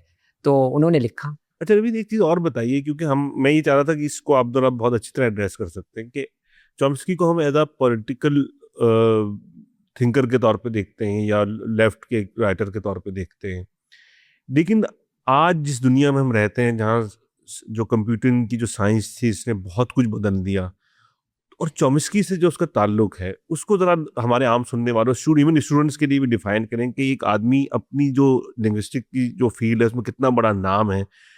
ठीक है, उसने एक बहुत बड़ा सर्विस ये भी की लोगों की कि उसने लोगों को दुनिया के बारे में अवेयरनेस दी, लेकिन अब उसका अपना फील्ड ऑफ एक्सपर्टी, तो आप जरा उसको अगर बयान करें हमारे स्टूडेंट्स के लिए कि वो क्या है। इसमें मैं पहले एक बात कहना चाहूँगा, बिल्कुल आपने सही बात की है, लेकिन जो बहुत ज़रूरी है मेरे लिए कहना कि आई थिंक हिस्ट्री में चॉम्स्की शायद पहले इंसान थे जो साइंस में भी और पॉलिटिक्स में भी इस हद तक इन्वॉल्व थे। ये नहीं कि वो जैसे आइंस्टाइन भी पॉलिटिक्स में इन्वॉल्व थे, लेकिन वो ऐसा थे डैबल करते थे कि हाँ भाई एक बयान दे दिया इधर, उससे बात कर ली किसी प्राइम मिनिस्टर से, कुछ ये कर लिया, लेकिन he wasn't a full time political activist thinker. The closest जो इनके चॉम्स्की के आते हैं वो बर्ट्रैंड रसल, कि वो फिलोसोफर भी थे, लॉजिशियन भी थे और पॉलिटिक्स में काफ़ी इन्वॉल्व थे, लेकिन वो भी सच्ची बात यह है कि चॉम्स्की के आधे भी इन्वॉल्व नहीं थे। तो चॉम्स्की ने एक लैंडमार्क दर्ज किया कि बिल्कुल ऐसा हो सकता है कि और जाहिर है, लेकिन उसके लिए फोर्स ऑफ नेचर की बात है, इतनी मेहनत और कौन कर सकता है। आपको पता है प्री इंटरनेट डेज में जब इंटरनेट नहीं एग्जिस्ट करता था, लोग समझते थे कि 2 चॉम्स्कीज हैं, क्योंकि वो कहते थे ऐसा हो ही नहीं सकता कि एक वो लिंग्विस्ट में और कंप्यूटर उसका हुआ है, एक ये पॉलिटिक्स में हो ही नहीं सकता। लोग समझते थे 2 चॉम्स्कीज हैं। तो जाहिर है वो तो आई थिंक वो आया, वो ढूंढोगे अगर हम तुम, तो वो हो गया। लेकिन हाँ, तो उनका कंप्यूटर साइंस में जो formal theory of formal languages है उसमें चॉम्स्की की मॉडल्स यूज़ होते हैं, चॉम्स्की नॉर्मल फॉर्म यूज़ होती है। चॉम्स्की का जो एआई में अर्ली क्रिटिक्स थे, शुरू से वो क्रिटिक कर रहे थे, वो बिग डेटा के बाद समझा रहे थे स्टैटिस्टिकल मॉडलिंग ऑफ लैंग्वेज क्या होती है, उसकी शॉर्टकट में सबसे पहला मार्कोव मॉडल उन्होंने टेक्स्ट का यानी कि लैंग्वेज का उन्होंने ने बनाया था जहाँ तक मुझे याद पड़ता है, और उसकी शॉर्टकमिंग्स भी उन्होंने ही बताई थी, जो कि आजकल लेट्स से जो या LLM यूज़ करता है किसी हद तक, हालांकि ये थोड़ा एडवांस्ड है उससे जाहिर है। तो चॉम्स्की का बहुत बड़ा कॉन्ट्रीब्यूशन है फिलॉसफी ऑफ आर्टिफिशियल इंटेलिजेंस में। IEEE जो इंजीनियर्स की सबसे बड़ी, आपको पता है, जो मेन ऑर्गेनाइजेशन है, जब पहला AI हॉल ऑफ फेम जब उन्होंने जारी किया 10 साइंटिस्ट का, उसमें चॉम्स्की भी थे। हालांकि चॉम्स्की कंप्यूटर साइंटिस्ट नहीं है, लेकिन IEEE ने चॉम्स्की को डाला AI हॉल ऑफ फेम में, बहुत बड़ी बात है। तो उनकी जो क्रिटिक्स थी वो सही साबित हुई काफ़ी हद तक, लेकिन जाहिर है अब चूँकि अब चैट GPT आ गया है तो लोग समझते हैं कि चॉम्स्की गलत हो गए, लेकिन अगर आप देखें तो उनकी बातें सही हैं। वो ये कहते थे, उनका ये कहना है कि अगर आप चैट GPT को कोई भी लैंग्वेज दे दें, let's say non human language दे दें, जो कि ह्यूमन लैंग्वेज के जो बाज़ रूल्स होते हैं ग्रामेटिकल, कि हम ये नहीं कह सकते फॉर एग्जाम्पल कि मैं जा रहा कि अगर वर्ब जो है ना, लेट्स से कोई लैंग्वेज ऐसी आप बना लें कि उसमें वर्ब हमेशा थर्ड उस पे आए, टॉम स्कूल वॉज गोइंग, ठीक है, और हर दफ़ा थर्ड पे आए, तो आप ये बना लें, तो चैट GPT को ट्रेनिंग पे दे दें, चैट GPT उस पर भी मास्टर हो जाएगा, क्योंकि उसका तो लेना देना ही नहीं है ना कोई ह्यूमन लैंग्वेज से, वो तो से आप जो डेटा दे रहे हैं उस पर मास्टरी हासिल कर रहा है। जबकि चॉम्स्की कहना था कि ह्यूमन ब्रेन में, ह्यूमन जो इन्फेंट होता है, बच्चा होता है, वो ये आवाज़ आ रही है, AC की भी आवाज़ आ रही है, ये बाहर से ये आ रही है आवाज़, इसमें से वो ह्यूमन बच्चे का ब्रेन ह्यूमन लैंग्वेज को डिटेक्ट कर लेता है। वो कहता है अच्छा ये अल्फाज हैं जिन पे जिस डेटा पे मुझे रिएक्ट करना है, ये जो ट्रक की आवाज़ आई है मुझे इस पर रिएक्ट नहीं करना, टू अंडरस्टैंड। तो वो उनका ये कहना था कि बच्चों के जहन में जो है वो यूनिवर्सल ग्रामर और यूनिवर्सल ग्रामर की फैकल्टी, लैंग्वेज फैकल्टी है, और वो मेरा ख्याल है कि मुझे ये लगता है कि बिल्कुल सही बात है। लेकिन आजकल चैट GPT और इस टाइप के सॉफ्टवेयर की वजह से बहुत से लोग अब ये भी कहते हैं कि नहीं चॉम्स्की गलत थे। मेरा ख्याल है कि वो गलत कहते हैं, लेकिन जाहिर है अभी इस पे डिबेट जारी है। और इसमें सबसे बड़ा कंसर्न है डिह्यूमनाइजेशन वाला जो कॉन्सेप्ट है कि भाई इंसान सिर्फ लॉजिक की बुनियाद में तो चीज़ें नहीं देख रहा होता। नहीं, यानी एक चीज़ तो बहुत कॉमन थी ना कि जो उन्होंने लिखा भी कि भाई AI तो सिर्फ नेक्स्ट वर्ड को प्रिडिक्ट कर सकती है, बिल्कुल प्रिडिक्टर है, वो प्रिडिक्टर है, बिल्कुल। तो आपको लगता है कि वो जो तनकीद है चॉम्स्की की, वो पूरी की पूरी भी दुरुस्त साबित हुई है, या ChatGPT थोड़ा सा तो आगे निकल गई ना उस फ्रेम से जहां पे चॉम्स्की इसको कह रहे थे कि भाई क्योंकि ये चीज़ों को एक्सप्लेन नहीं कर सकती, लेकिन अब तो थोड़ा नहीं लगता कि वो डेटा उसका इतना बढ़ता जा रहा है कि LLMs जो हैं वो जिस तरीके से प्रिसिशन से काम कर रहे हैं, तो क्या वो तनकीद अब भी उतनी ही जायज़ होगी या उतनी दुरुस्त होगी? मेरा ख्याल ये है कि जहाँ तक मेरी नॉलेज है कि चॉम्स्की की ये क्रिटिसिज्म नहीं थी कि जो वो है वो एक्सप्लेन कुछ नहीं कर सकता। आई थिंक वो तो पहले भी कहते थे, जब चेस प्रोग्राम शुरू हुए, उनका ये कहना था कि किसी दिन तो चेस में जो है कंप्यूटर्स आगे निकल जाएंगे if enough data is given to them, enough games are played. और वही हुआ, अल्फागो ने ऐसे ही हराया, उस अल्फागो से पहले भी, लेकिन अल्फागो नेक्स्ट लेवल है। तो वही हुआ क्योंकि वो इतने ज़्यादा एक दूसरे से गेम्स खेलते हैं, वो जो उनका वो है मैकेनिज़्म। तो चॉम्स्की की बात उस लिहाज से सही साबित हुई। मेरा ख्याल है उनका ये कहना था कि जो ह्यूमन चाइल्ड है वो उसका दिमाग टेलर्ड है to pick out the correct rules from very limited data. सही। क्योंकि जब आपका बच्चा होता है तो हम उसे जुबान थोड़ी सिखाते हैं, वो तो खुद ही सीख जाता है जुबान। वो बाद में चंद करेक्शंस होती हैं, लेकिन वो भी बहुत इंपॉर्टेंट रूल्स की करेक्शंस भी नहीं होती हैं। जैसे इंग्लिश में double was the rabbit that was running away brown। ये अक्सर ऐसे जुमले नहीं आते हैं असल बच्चों की लैंग्वेज में, लेकिन बच्चे सही एक्सपेरिमेंट्स हुए हैं, बच्चों ने जुमले सही बनाए हैं। उन्हें पता था कि ये वाला वर्ब यहाँ आएगा, ये वाला वर्ब यहाँ आएगा, ऑटोमेटिकली एक्सट्रैपोलेट, क्योंकि उनमें लैंग्वेज फैकल्टी। तो चॉम्स्की का ये कहना था कि कम डेटा की बुनियाद पर भी बच्चा जो है वो human child can basically learn a language if it can be called learning. LLMs को डेटा चाहिए। तो ये तो फर्क यहीं आ गया सबसे पहला, तो ये बात है। सही। अब हम आते हैं इस तरफ के, हम जब किसी को कहते हैं ना कि भाई आपको हम देखा तो you got your eyes from your father, कि भाई आपकी आंखें अपने वालिद साहब जैसी हैं। तो आपने तो ना सिर्फ आपको आंखें मिली बल्कि आपको ख्वाब भी मिले, आपको अपनी फैमिली से दुख भी मिले, और दुनिया को देखने और उसको महसूस करने का एक पूरा, जिसे कहते हैं ना कि वो सेट ऑफ, क्या कहेंगे उसको, पूरा एक कॉन्शियसनेस भी वहीं से शायद ड्राइव किया आपने। आपका जो बचपन गुजरा है, फाजुर रहमान साहब जब चाइना में गए तो आपका वो पूरा बचपन चाइना में गुजरा, और चाइना में भी एक तो आप खुद छोटे थे, शायद उस वक्त बहुत कम उम्र थी आप, 5 साल के थे आप तो, और चीन वहाँ बदल रहा था, लेकिन जाहिर है उस वक्त तो आपको नहीं पता होगा कि ये बदल रहा है। तो उस वक्त चीन कैसे था 85? जबरदस्त। अच्छा, जब हम निकलते थे, मैं और मेरी बाजी फेफे ताबिंदा, तो जब हम बाहर निकलते थे सड़क पर तो लोग हमें घेर लेते थे और कहते थे ओके देखो फॉरेनर्स फॉरेनर्स फॉरेनर्स, इनकी आंखें कितनी बड़ी हैं, इनका ये कैसा है, इनका वो कैसा है, हमें घेर लेते थे बाकायदा। 85 की बात कर रहा हूँ, even till 86 I would say ये चीन था। आप दुकानों में जाते थे तो चीज़ें बड़ी मुश्किल से मिलती थी, आपको सेल्स पर्सन होती थी, आप उसे कहते थे वो है, शायद आपको मैंने बताया वो चीज़ देना, वो ग्लास है, वो ग्लास उसके पीछे ही पड़ा होगा, कहते नहीं है। क्यों? क्योंकि इंसेंटिव्स नहीं थे। अच्छा, यहाँ मैं क्लियर कर दूं, इंसेंटिव से मेरा मतलब कैपिटलिस्ट इंसेंटिव्स की नहीं है, ना कैपिटलिस्ट इंसेंटिव्स थे ना सोशलिस्ट इंसेंटिव्स थे। कैपिटलिस्ट इंसेंटिव्स क्या होते हैं? जॉब इनसिक्योरिटी और वेज का कुछ वो दे देना कि भाई तुम्हें बोनस मिल जाएगा, ये हो जाएगा। सोशलिस्ट इंसेंटिव्स क्या होते हैं कि वर्कर्स अपनी वर्क प्लेस को सेल्फ मैनेज करें, उसकी ओनरशिप लें, खुश हों और डिसीजंस प्रोडक्शन की खुद लें। तो वहाँ तो कम्युनिस्ट पार्टी से ज़ाहिर है ऊपर से, और रीजनल उससे ऑफिस से आती थी। तो ना उस सिस्टम में, 85 के सिस्टम की बात कर रहा हूँ, ना कैपिटलिस्ट इंसेंटिव्स थे ना सोशलिस्ट इंसेंटिव्स थे, तो तरक्की बहुत नीचे थी। और क्या, हालांकि मार्केट रिफॉर्म 78 में शुरू हो गए थे, लेकिन वो बहुत स्लो स्टेज पे जा रहे थे। आप सब्जियां खरीदने जाएं, कम सब्जियां मिलती थी। क्यों? क्योंकि वो फार्मर जो खेत और किसान थे वो भी कम्युनल बेसिस पे चल रहे थे, तो उसमें उन्हें ये था हमें तो अपना मिलता रहेगा, जो करना है करो, ज़्यादा मेहनत करने की ज़रूरत नहीं है। और वो अगेन ना उन्हें कैपिटलिस्ट इंसेंटिव्स थे ना कम्युनिस्ट।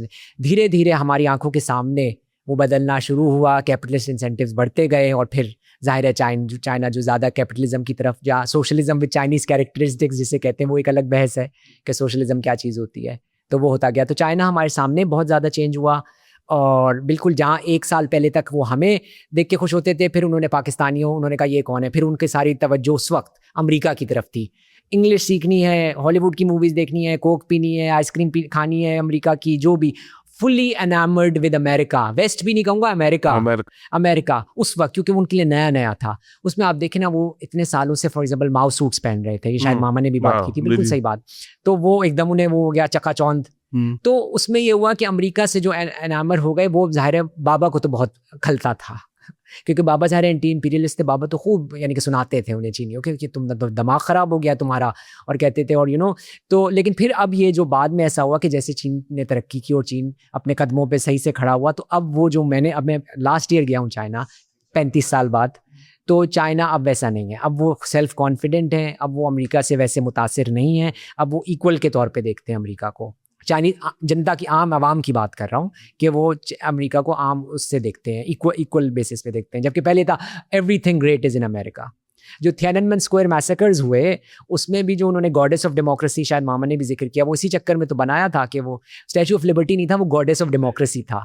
तो वो उसी पे बिल्ड था, फैशन था स्टैचू ऑफ लिबर्टी पे। तो आपको ये नहीं लगता कि भाई ये तो कॉम्प्रोमाइज के बाद ही हुआ ना, ये कॉन्फिडेंस? तो कॉम्प्रोमाइज तो किया ना सिस्टम ने, कुछ ना कुछ सोशलिस्ट वैल्यूज पे ही आप लगता है कि वो ठीक था? वो जो माओ का एक था कि भाई जो वक्त के साथ तब्दीलियां आती हैं, आप उसको कैसे देखते हैं? नहीं, मैं समझता हूँ कि ये कॉन्फिडेंस तो वो तो आया ही इस सोशल रिफॉर्म। अमेरिका से फैसिनेशन भी चेंज के बाद ही आई। जब चेंज शुरू हुई ना, जैसे आप चेंज का जिक्र कर रहे हैं, मार्केट रिफॉर्म्स की बात कर रहे हैं ना, मार्केट रिफॉर्म्स ही के बाद ही अमेरिका से फैसिनेशन आई। और हर चीज़ अच्छी है जो दुनिया में वो अमेरिकी है, पाकिस्तानी तो पागल हैं, मतलब वो ये यानी कि मैं ज़ाहिर एग्जैजरेट कर रहा हूँ, लेकिन ये हो गया था क्योंकि उससे पहले जो हम भूरे लोग थे या थर्ड वर्ल्ड के लोग थे उनकी एक अहमियत थी। ये मार्केट रिफॉर्म्स आए तो अमेरिका अमेरिका अमेरिका गोरा तो एनामरिंग भी चेंज के बाद ही हुई। लेकिन जब चेंज होती गई और ये तरक्की करते गए तो फिर इनमें सेल्फ कॉन्फिडेंस आया कि नहीं, हमें अमेरिका की तरफ देखने की ज़रूरत नहीं है, हम तो खुद ही सेल्फ सफिशिएंट है और हम तो खुद ही अपनी ज़ाहिर है पुरानी कदरें भी और नए जो वो विक्ट्रीज होती हैं वो आपको एक एज ए नेशन ज़ाहिर है कॉन्फिडेंस देती हैं।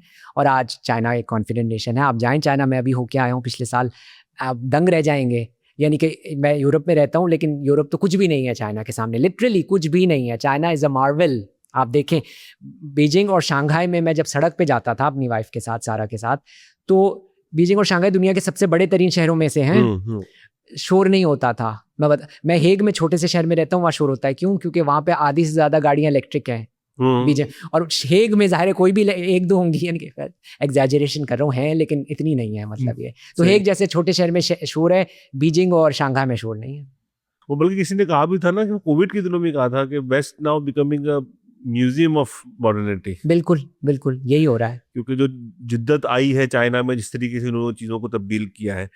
अब आपका जो यहाँ, एक तो वो वक्त था चाइना में आप रहे, जब आप वापस आए हैं तो मतलब उसके बाद का जो टाइम है उसमें एहफाज साहब, बाबा से जो आपका रिलेशन खुद चाइना में जो डेवलप हुआ था उस पर आपने लिखा भी था, तो वो क्या था? मतलब हम तो, जैसे मैंने मेहराज साहब वाली गुफ्तगू में भी कहा था कि वो उनसे एक फासला रखना पड़ता था, क्योंकि वो उनसे कोई बात करते हुए हमें बड़ा डर भी लगता था। तो आपको भी लगता था डर, या वो रिलेशन थोड़ा मुख्तलिफ था? डर तो लगता था, लेकिन बहुत ज़्यादा प्यार भी था। और पता था कि मैं एटलीस्ट, और मेरे ख्याल है मेरी बहन भी, हम दोनों तो बाबा को समझते थे। मुझे ये लगता है कि हमें पता था कि ये जो है, जितने इनका गुस्सा है उतने इनका प्यार भी है और इतना इनका दिल नर्म भी है। तो हम तो अपने बाबा को समझते थे और हम बहुत इज़्ज़त भी करते थे, मोहब्बत भी करते थे। हमने उनकी तकलीफ़ें देखी थी, हमें पता था वो कितने सिंसियर थे लोगों के साथ, जिनके साथ, यानी कि जिनके साथ होना चाहते थे और जिन्हें अच्छा समझते थे, उनके साथ कितने सिंसियर थे। ये मैंने शायद किसी और को भी बोला था कि वो एल पचिनो की लाइन है सेंट ऑफ अ वुमन से, कि when the shit hits the fan there are some people who stay and some people who run away. तो बाबा का आपको पता था कि when the shit hits the fan, ये तो रुकेंगे आपके साथ, खड़े रहेंगे। उन्हें क्योंकि परवाह नहीं थी कि दौलत की या चाहत की या फेम की चाहत या कुछ ऐसा कुछ नहीं था। मैं आपको मिसाल दूं कि हमारे घर पे जिस घर पे आप आ चुके हैं बहुत दफ़ा, वहाँ पे तख्ती भी नहीं थी बहुत सालों तक, क्योंकि उन्हें शर्म आती थी कि मैं अपना नाम क्यों यहाँ पे लगाऊं, एहफाजुर रहमान। वो एंड में लगाना पड़ा क्योंकि बार बार डाकिए के तंग आ गए थे कि भाई नंबर क्योंकि वो गलत डिलीवर हो जाता था, तो उनका एंड में बिल्कुल लगाया, मेरे ख्याल आखिरी 6 साल में या कुछ। तो उनकी ऐसी शख्सियत थी और ज़ाहिर है हम तो बहुत उनकी मैंने उन जैसे, मैं पूरी दुनिया में बहुत लोगों से मिला हूँ, लेकिन जो उनकी एक असूल पसंदी थी और उनमें जो एक करेज थी लोगों को बताने की कि भाई तुम ठीक नहीं कर रहे, ये बहुत कम लोगों में होती है। आप देखेंगे भरी महफिल में एक फंक्शंस हो रहे हैं, ये हो रहा है, बाद में भी जिक्र कर सकते हैं, लोग नहीं बोल पाते, बोलते ही नहीं है, वो मसलहत से काम लेते हैं। बाबा को मैंने कितना चाइना में एक वो आए कोई बड़े शायर इंडिया से, वो कविताएं अपनी कह रहे थे, वो वजन से गिरी हुई, तो वो कहे जा रहे थे, पहले सुनते पे एंड में कह रहे भाई ये तो वजनी नहीं है, तो क्या बोल रहे हो? तो इसी तरह से बहुत दफ़ा कि किसी को वो कह दिया कि भाई तुम्हें तो चाट पर लग गई है, तुम तो अब इलेक्शन ही लड़े जा रहे हो, तुम तो छोड़ ही नहीं रहे पीछा, ठीक है 1 दफ़ा कर लिया 2 दफ़ा कर लिया, छोड़ो भाई। तो इस तरह से वो आपने एक वाक़या हम सब में भी एक लिखा था ना, क्या उन्होंने आपको कहा था कि मुझसे हब करना पड़ता है? हाँ, हब करना पड़ता है। वो ये हुआ था कि मेरी नई डिवोर्स हुई थी, 2011 की बात है। तो मैं कोर्ट के चक्कर लगाता था क्योंकि वो ज़ाहिर कस्टडी का बैटल चल रही थी। अब तो खैर मेरे अपनी एक्स वाइफ से बहुत अच्छे ताल्लुकात हैं, तो चल रही थी कस्टडी की बैटल। तो मैं जा रहा था, तो वो जब मैं बैठा हुआ था, वकील साहब आ नहीं रहे थे मेरे। वकील साहब भी वो टिपिकल जहाँ लीगल सिस्टम है, या लीगल सिस्टम आपको पागल कर देता है। आप लोग बातें करते हैं ना कोर्ट्स की और ड्रामा, कहते हैं कभी जाके देखो भाई मज़ा आ जाएगा। तो वो वकील साहब इतनी देर से मैं बेंच पे बैठा हूँ, एक लड़का आ गया, मेरा ख्याल है मेरी उस वक्त मेरी उम्र कितनी 31 साल थी, 31 साल कैसी उम्र का लड़का होगा। तो वो आ गया और वो बातें करना शुरू हो गया। तो वो कहता है मैं इस अखबार में काम करता हूँ, मुझे कार्ड दे दिया, पता नहीं कौन सा अखबार था, मैंने भी अपना बता दिया। फिर मैंने बताया कि मैं डेल्फ यूनिवर्सिटी से PhD करके आया हूँ कंप्यूटर साइंस से। डेल्फ बताया कि ये वो है जहाँ अब्दुल कदीर खान साहब पढ़े थे, तो उसे बहुत उससे इंटरेस्टेड हो गया अब्दुल कदीर खान साहब। तो फिर कहने लगा कि फला असल में मिसिंग केसेस का चल रहा था चक्कर। कहता है कि मैं तो इंटेलिजेंस का आदमी हूँ और आप हमारे लिए काम करें। तो अब वो नंबर मैं पहले उसे दे चुका था, ये बताने से पहले मैं फंस गया ज़ाहिर है। अब वो मैं एक दिन बाद फ़ोन आया, 2 दिन बाद फ़ोन आया, फिर मैंने बाबा से जिक्र किया। बाबा ने उस पर बोला भाई मुझे तो ज़िंदगी भर इंटेलिजेंस वाले फ़ोन करते रहते थे, मैं उन्हें ठप कर ज़ाहिर है मैं तो तुम भी यही करोगा। मैंने कहा भाई मेरी पर्सनैलिटी वो नहीं है, मैं तो आपके जो है वो भी नहीं हूँ, मैं तो आपके नाखून के बराबर भी नहीं हूँ। सच्ची बात है, बाबा का मैं कहाँ और बाबा कहाँ। तो मैंने कहा ठीक है मैं अपने तरीके से डील कर लूँगा। फिर वो लेकिन वो नहीं हुआ डील में, फिर मुझे भप ही करना पड़ा, मुझे चीखना ही पड़ा उस पर। तो फिर उसके बाद उसका फ़ोन आना बंद हुआ। तो वो भप करना जो है वो कहीं ना कहीं जिंदगी में वाकई ऐसा लगता है कि वो करना पड़ता है, भप ही करना पड़ता है, बिल्कुल करना पड़ता है। जैसे अब अगर आपने मैंने आपकी बहुत सी चीज़ें देखी। अभी हम तो इस तरफ भी आते हैं कि आप वहाँ रहते हुए जो अब डेल्फ में जब आप पढ़ने के लिए गए, तो ये आपकी अपनी वो थी कंप्यूटर साइंस में जाना, ये आपका अपना चॉइस था? ये कैसे डेवलप हुआ? ये घर में था, घर में तो माहौल था पढ़ने लिखने का, तो आपका जो बहुत जिसे कहते हैं ना कि जो बिल्कुल ऑब्वियस पाथ करियर होना चाहिए था, वो तो होना चाहिए था कि आपको लिखने की तरफ आते, आप राइटर बन जाते या आप जर्नलिस्ट बन जाते, लेकिन ये साइंसेस की तरफ कैसे? ये बैचलर्स में हो गया कि उस वक्त वो कंप्यूटिंग का वो था, नया .com आया था, ये सब आया था, आपको याद होगा 98 99 में। तो बस वहाँ से मैं अपने आसपास जो आपका होता है उससे बहुत ज़्यादा इंस्पायर हो गया। प्रोग्रामिंग मैंने बचपन में भी की हुई थी, GW बेसिक पे, तो उसका भी शौक था थोड़ा बहुत। हालांकि वो बेसिक प्रोग्रामिंग थी, कोई खास नहीं थी, लेकिन छोटे मोटे गेम्स बनाए थे। तो वहाँ से बस फिर वो मैं भी उसमें बह गया कि बड़ा वो एक्साइटिंग लगता था उस ज़माने में। कंप्यूटर्स अब तो आम सी चीज़ हो गई है, 98 99 में बड़ी एक्साइटिंग चीज़ जिसके घर में होता था लोग देखने आते थे। हाँ बिल्कुल बिल्कुल।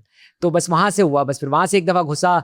तो फिर PhD ये है कि मैं हो सकता है ना नहीं कर सकता था, लेकिन वो मैंने बिल्कुल साइंस और रिसर्च के। और वो सब्जेक्ट क्या था आपका? जी PhD का सब्जेक्ट क्या मेरा था डिस्ट्रीब्यूटेड सिस्टम्स, और उसमें peer to peer computing. Peer computing में बोलूंगा सब लोग फौरन समझ जाएंगे। एक प्रोटोकॉल था BitTorrent, उससे आप इलीगल फाइल शेयरिंग करते थे। क्योंकि वो क्या होता था कि एक बड़ी सी फाइल को छोटे टुकड़ों में डिवाइड किया, कुछ पीसेज आपके पास है, कुछ पीसेज मेरे पास है, हम दोनों एक दूसरे से तबादला कर रहे हैं, तबादला यानी ट्रेडिंग हो रही है। और वहाँ मेरा वो मुझे काम आया, मेरा जो पॉलिटिकल एक्यूमेंट थोड़ा बहुत था, और जो इकोनॉमिक्स मैंने थोड़ी बहुत पढ़ी थी और पढ़नी पड़ी इसकी वजह से कि भाई इंसेंटिव्स कैसे होते हैं, कैसे आप इंसेंटिवाइज करें कि प्रोटोकॉल को फॉलो किया जाए। तो बेसिकली मैं हूँ तो कंप्यूटर साइंटिस्ट, लेकिन मेरा PhD इंटरडिसिप्लिनरी था। उसमें कंप्यूटर साइंस भी थी, मगर उसमें बायोलॉजी से भी हेल्प ली थी, इकोनॉमिक्स से भी हेल्प ली थी, सोशल साइंसेज से भी हेल्प ली थी। उसको कवर मुझे याद है, वो रेड सा कवर था उसका, उसमें आपने वो सोशल उसकी बुनियाद उसको भी डील किया था ना, इस बारे में? बिल्कुल, उसमें मैंने ये किया था। उसमें ज़ाहिर है बाबा थोड़े से नाराज तो नहीं कहूँगा, लेकिन थोड़े से थे कि ये तुमने क्या किया है। मैंने कवर पे लेनिन को बनाया था, और मैं दिखाया था कि लोग जो है लेनिन का स्टैचू खींच रहे हैं नीचे, क्योंकि लेनिन रिप्रेजेंट कर रहा था सेंट्रलाइज्ड फॉर्म ऑफ कंट्रोल, जो कि इकोनॉमिक वहाँ सेंट्रल सिस्टम ही था ना। तो हम और यही ऐसे ही चलते हैं, ये जो बड़े बड़े कंप्यूटिंग सिस्टम्स हैं, अमेज़न के डेटा सेंटर्स, ये वो सेंट्रलाइज्ड ही होते ना। और हम कह रहे थे पीयर टू पीयर के नहीं भाई, आम इंसान हर कोई एक दूसरे से खुद डील कर रहा है, बीच में बड़े डेटा सेंटर्स की ज़रूरत नहीं है, बड़े रिसोर्सेज की ज़रूरत नहीं है। तो वो लोग खींच रहे हैं लेनिन के स्टैचू को, और वो कह रहे हैं कि we want peer to peer. तो वो ये था, सेंट्रलाइज्ड कंट्रोल के खिलाफ था, क्योंकि वो पूरा मेरे थीसिस ही में ये सारी बातें थी कि कौन से इंसेंटिव्स यूज़ किए जाएं, पार्टिसिपेटरी अप्रोच यूज़ की जाए कि सेंट्रलाइज्ड अप्रोच यूज़ की जाए, इस तरह से। तो अब उसमें PhD के बाद आप पढ़ाते भी रहे, फिर आप बहुत सी कंपनीज में आपने काम भी किया, तो ये अचानक लॉ की तरफ कैसे आ गए? जी, ये 2017 की बात है। मैं नोकिया बेल लैब्स में काम कर रहा था, रिसर्च कर रहा था बेल्जियम में। तो मैंने कुछ इन्वेंशन बनाई थी, तो वो पेटेंट अटर्नी से पहली दफ़ा मेरी मुलाकात हुई, जो इंटेलेक्चुअल प्रॉपर्टी इन्वेंशन, वो मेरी यानी कि इन्वेंशन को राइट अप करता और फिर पेटेंट ऑफिस तक पहुंचाता। तो जब उससे बातचीत शुरू हुई और उसने कहा कि आओ आज तो भाई सुबह मैं एक टॉय मेकर के पास था, अभी मैं तुम्हारे पास आया हूँ, रात में मैं बाइसिकल वाले के पास जा रहा हूँ। मैंने कहा यार ये अच्छा है, ये तो सारी टेक्नोलॉजी से वो इन टच रहते हैं और किसी हद तक साइंस से काफ़ी हद तक रिलेटेड भी है ये फील्ड। वो पेटेंट्स को करवाने पर पेटेंट्स के लिए जो लीगल काम होता है वो सारा करने की। बिल्कुल बिल्कुल। तो मुझे बड़ा वो फैसिनेट किया। फिर मैंने थोड़ा और मालूमात की तो पता चला कि सिर्फ साइंटिस्ट ही पेटेंट अटर्नीज बन सकते हैं, लॉयर्स पेटेंट अटर्नीज नहीं बन सकते हैं, सिर्फ साइंटिस्ट पेटेंट अटर्नी बन सकते हैं। आपको एटलीस्ट मास्टर्स किया होना चाहिए। तो वहां से बस फिर वो चेंज किया और अच्छा रहा, मजा आया। So you are a scientist attorney. बिल्कुल तो वो अब वो आपकी कुल वक्ती मसरूफियत अब वही मेरा है? अब कुल मसरूफियत वही है, पेटेंट्स पे ही काम कर रहे जी। हैं। तो थोड़ा सा अगर हम थोड़ा सा इस पे बात करेंगे, पाकिस्तान को देखते हैं, पाकिस्तान में क्या सूरत हाल है इस हवाले से? क्योंकि पाकिस्तान में तो पेटेंट से वो नहीं होते, वरना मुझे बड़ा खुशी होती, मैं इसी बहाने पाकिस्तान के मेरे कुछ चक्कर लग सकते थे, कोलैबोरेशन हो सकती थी। लेकिन पाकिस्तान में इंटेलेक्चुअल प्रॉपर्टी राइट्स का ज़्यादा सीन नहीं है। पेटेंट ऑफिस का मेरे ख्याल पेज ही वो बड़ा या तो नॉन एग्जिस्टेंस है या बड़ी मुश्किल से खुलता है, कुछ फंक्शनल नहीं है। और वो कितना इंपॉर्टेंट है ये तो मेरे लिए मुश्किल है बात करना, क्योंकि मैं एक तरफ तो मैं इंटेलेक्चुअल प्रॉपर्टी में हूँ, दूसरी तरफ मैं लेफ्टिस्ट भी हूँ। क्योंकि भाई क्योंकि इंटेलेक्चुअल प्रॉपर्टी ने तो बड़ी गड़बड़ भी की है ना, ये रोका गया है चीज़ों को, थर्ड वर्ल्ड तक आने तक रोका गया है। तो क्या कहते हैं भाई, खुद तो पहले इन्होंने तरक्की जब की वेस्ट ने, तब तो पेटेंट्स नहीं होते थे। जब एक दफ़ा तरक्की कर ली तो कहा अब हम दूसरे से सीढ़ी खींच लेंगे पेटेंट कर करके। अब देखें ना, ये तो कोविड में इनकी पूरी कोशिश थी, कोशिश क्या थी, हो ही गया काफ़ी हद तक कि पेटेंट कर लें सारी चीज़ें, सारे वैक्सीनेशन और ये और वो। तो मैं तो इंटेलेक्चुअल प्रॉपर्टी राइट्स के एज अ इंसान खिलाफ हूँ। मुझे नहीं लगता कि इससे, लेकिन अब ज़ाहिर है जॉब तो जॉब होती है, अब जॉब कर रहे हैं और उसमें वही वो चॉम्स्की वाली बात कि वो काम MIT में करते थे। MIT दुनिया की सबसे बड़ी यूनिवर्सिटी, पेंटागन के लिए काम करती थी MIT, तो लाइक कोलैबोरेशन। लेकिन वो आपकी वर्क लाइफ थी, ये आपकी ज़ाती ज़िंदगी है। क्योंकि हम इस कैपिटलिस्ट इंपीरियलिस्ट सिस्टम से बाहर तो नहीं रह सकते ना हम, वरना तो गार में जाना पड़ेगा आपको। यही है, क्योंकि हम जो भी करते हैं वो इसी सिस्टम का हिस्सा होता है। प्योरिटी पॉलिटिक्स एक गलत चीज़ है, प्योरिटी नहीं एग्जिस्ट करती।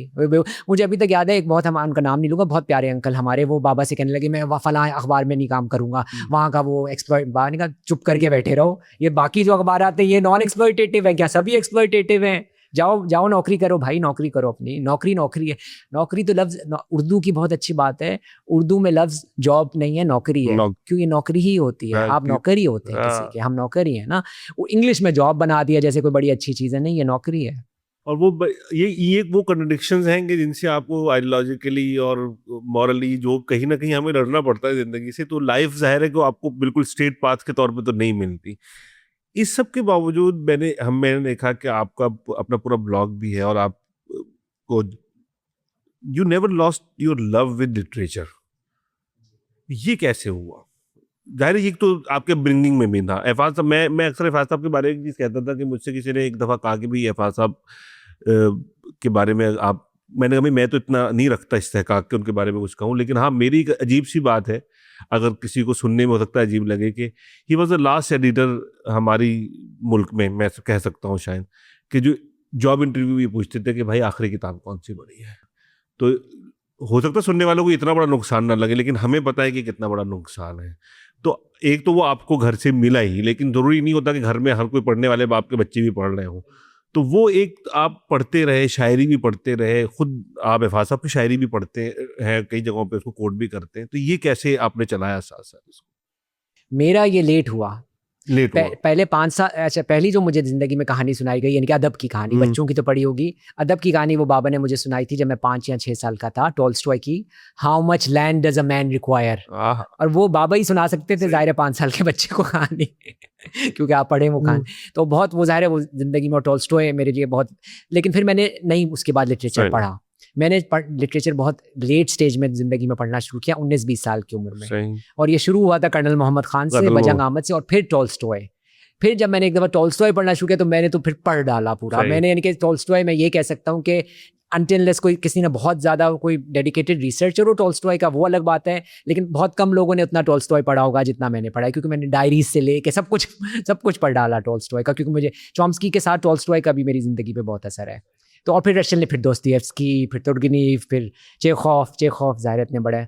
तो ये सब, और शायरी का जहाँ तक ताल्लुक है वो तो थी एयर में, वो तो सुनते रहते थे, बाबा से सुनते रहते थे। मुझे याद है अभी तक चाइना में हमारा छोटा सा जो घर था उसमें बाबा किचन में बैठे हुए वो सिलेंडर को ढक ढक कर रहे हैं क्योंकि उसमें गैस नहीं थी, और साथ में मीर की कुलियात है हाथ में। कुलियात मीर बाबा ने पढ़ी हुई है, बहुत कम लोगों ने पढ़ी होती है क्योंकि मीर को लोगों ने जरा सा पढ़ा होता है, कुलियात नहीं पढ़ी होती है। 18,000 शेर है वो। हाँ, तो वो पूरा कुलियात मीर उन्होंने चाइना में पढ़ा बाबा ने।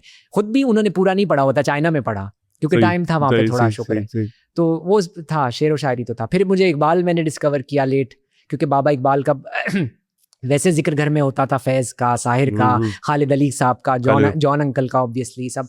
लेकिन जब कोई फ़ोन पे मैं सुनता था कि आपके खुद बिला वो उसके मेरे तो फेवरेट शायर इकबाल हैं बाबा के, मैं बड़ा हैरान होता था। मैं कहता वैसे तो जिक्र नहीं होता, लेकिन जब फेवरेट शायर, फिर जब मैंने पढ़ा इकबाल का, क्योंकि मैं ले आया ख़रीद के कुलियात इकबाल, मैं भी ज़ाहिर I was mind blown basically. क्योंकि आप इकबाल पढ़ें तो एक क्या चीज़ है, यानी कि क्या डिक्शन है, क्या तो you don't have to agree with everything. वो तो बेवकूफ़ी की बात है, आप अपने आप से पूरा नहीं अग्री कर सकते। मैं अभी अपने जो 1 साल पहले वाले रमीज़ से अग्री नहीं करूँगा, तो फिर हम बहुत अच्छा कहा आप।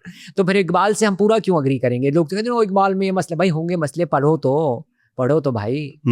जो आपको खजाना इकबाल में मिलेगा वो कहीं और नहीं मिल सकता, मॉडर्न शायरों में खास तौर पे। सही। तो अब हम आते हैं कि ये जो खास तौर पे जो वक्त था, अच्छा एक एफाज साहब ने बच्चों के लिए भी बहुत कुछ लिखा, और तो वो उसमें से कुछ चीजें तो आप लोगों के लिए भी लिखी थी, ये वो बाद की ही राइटिंग्स हैं उनकी?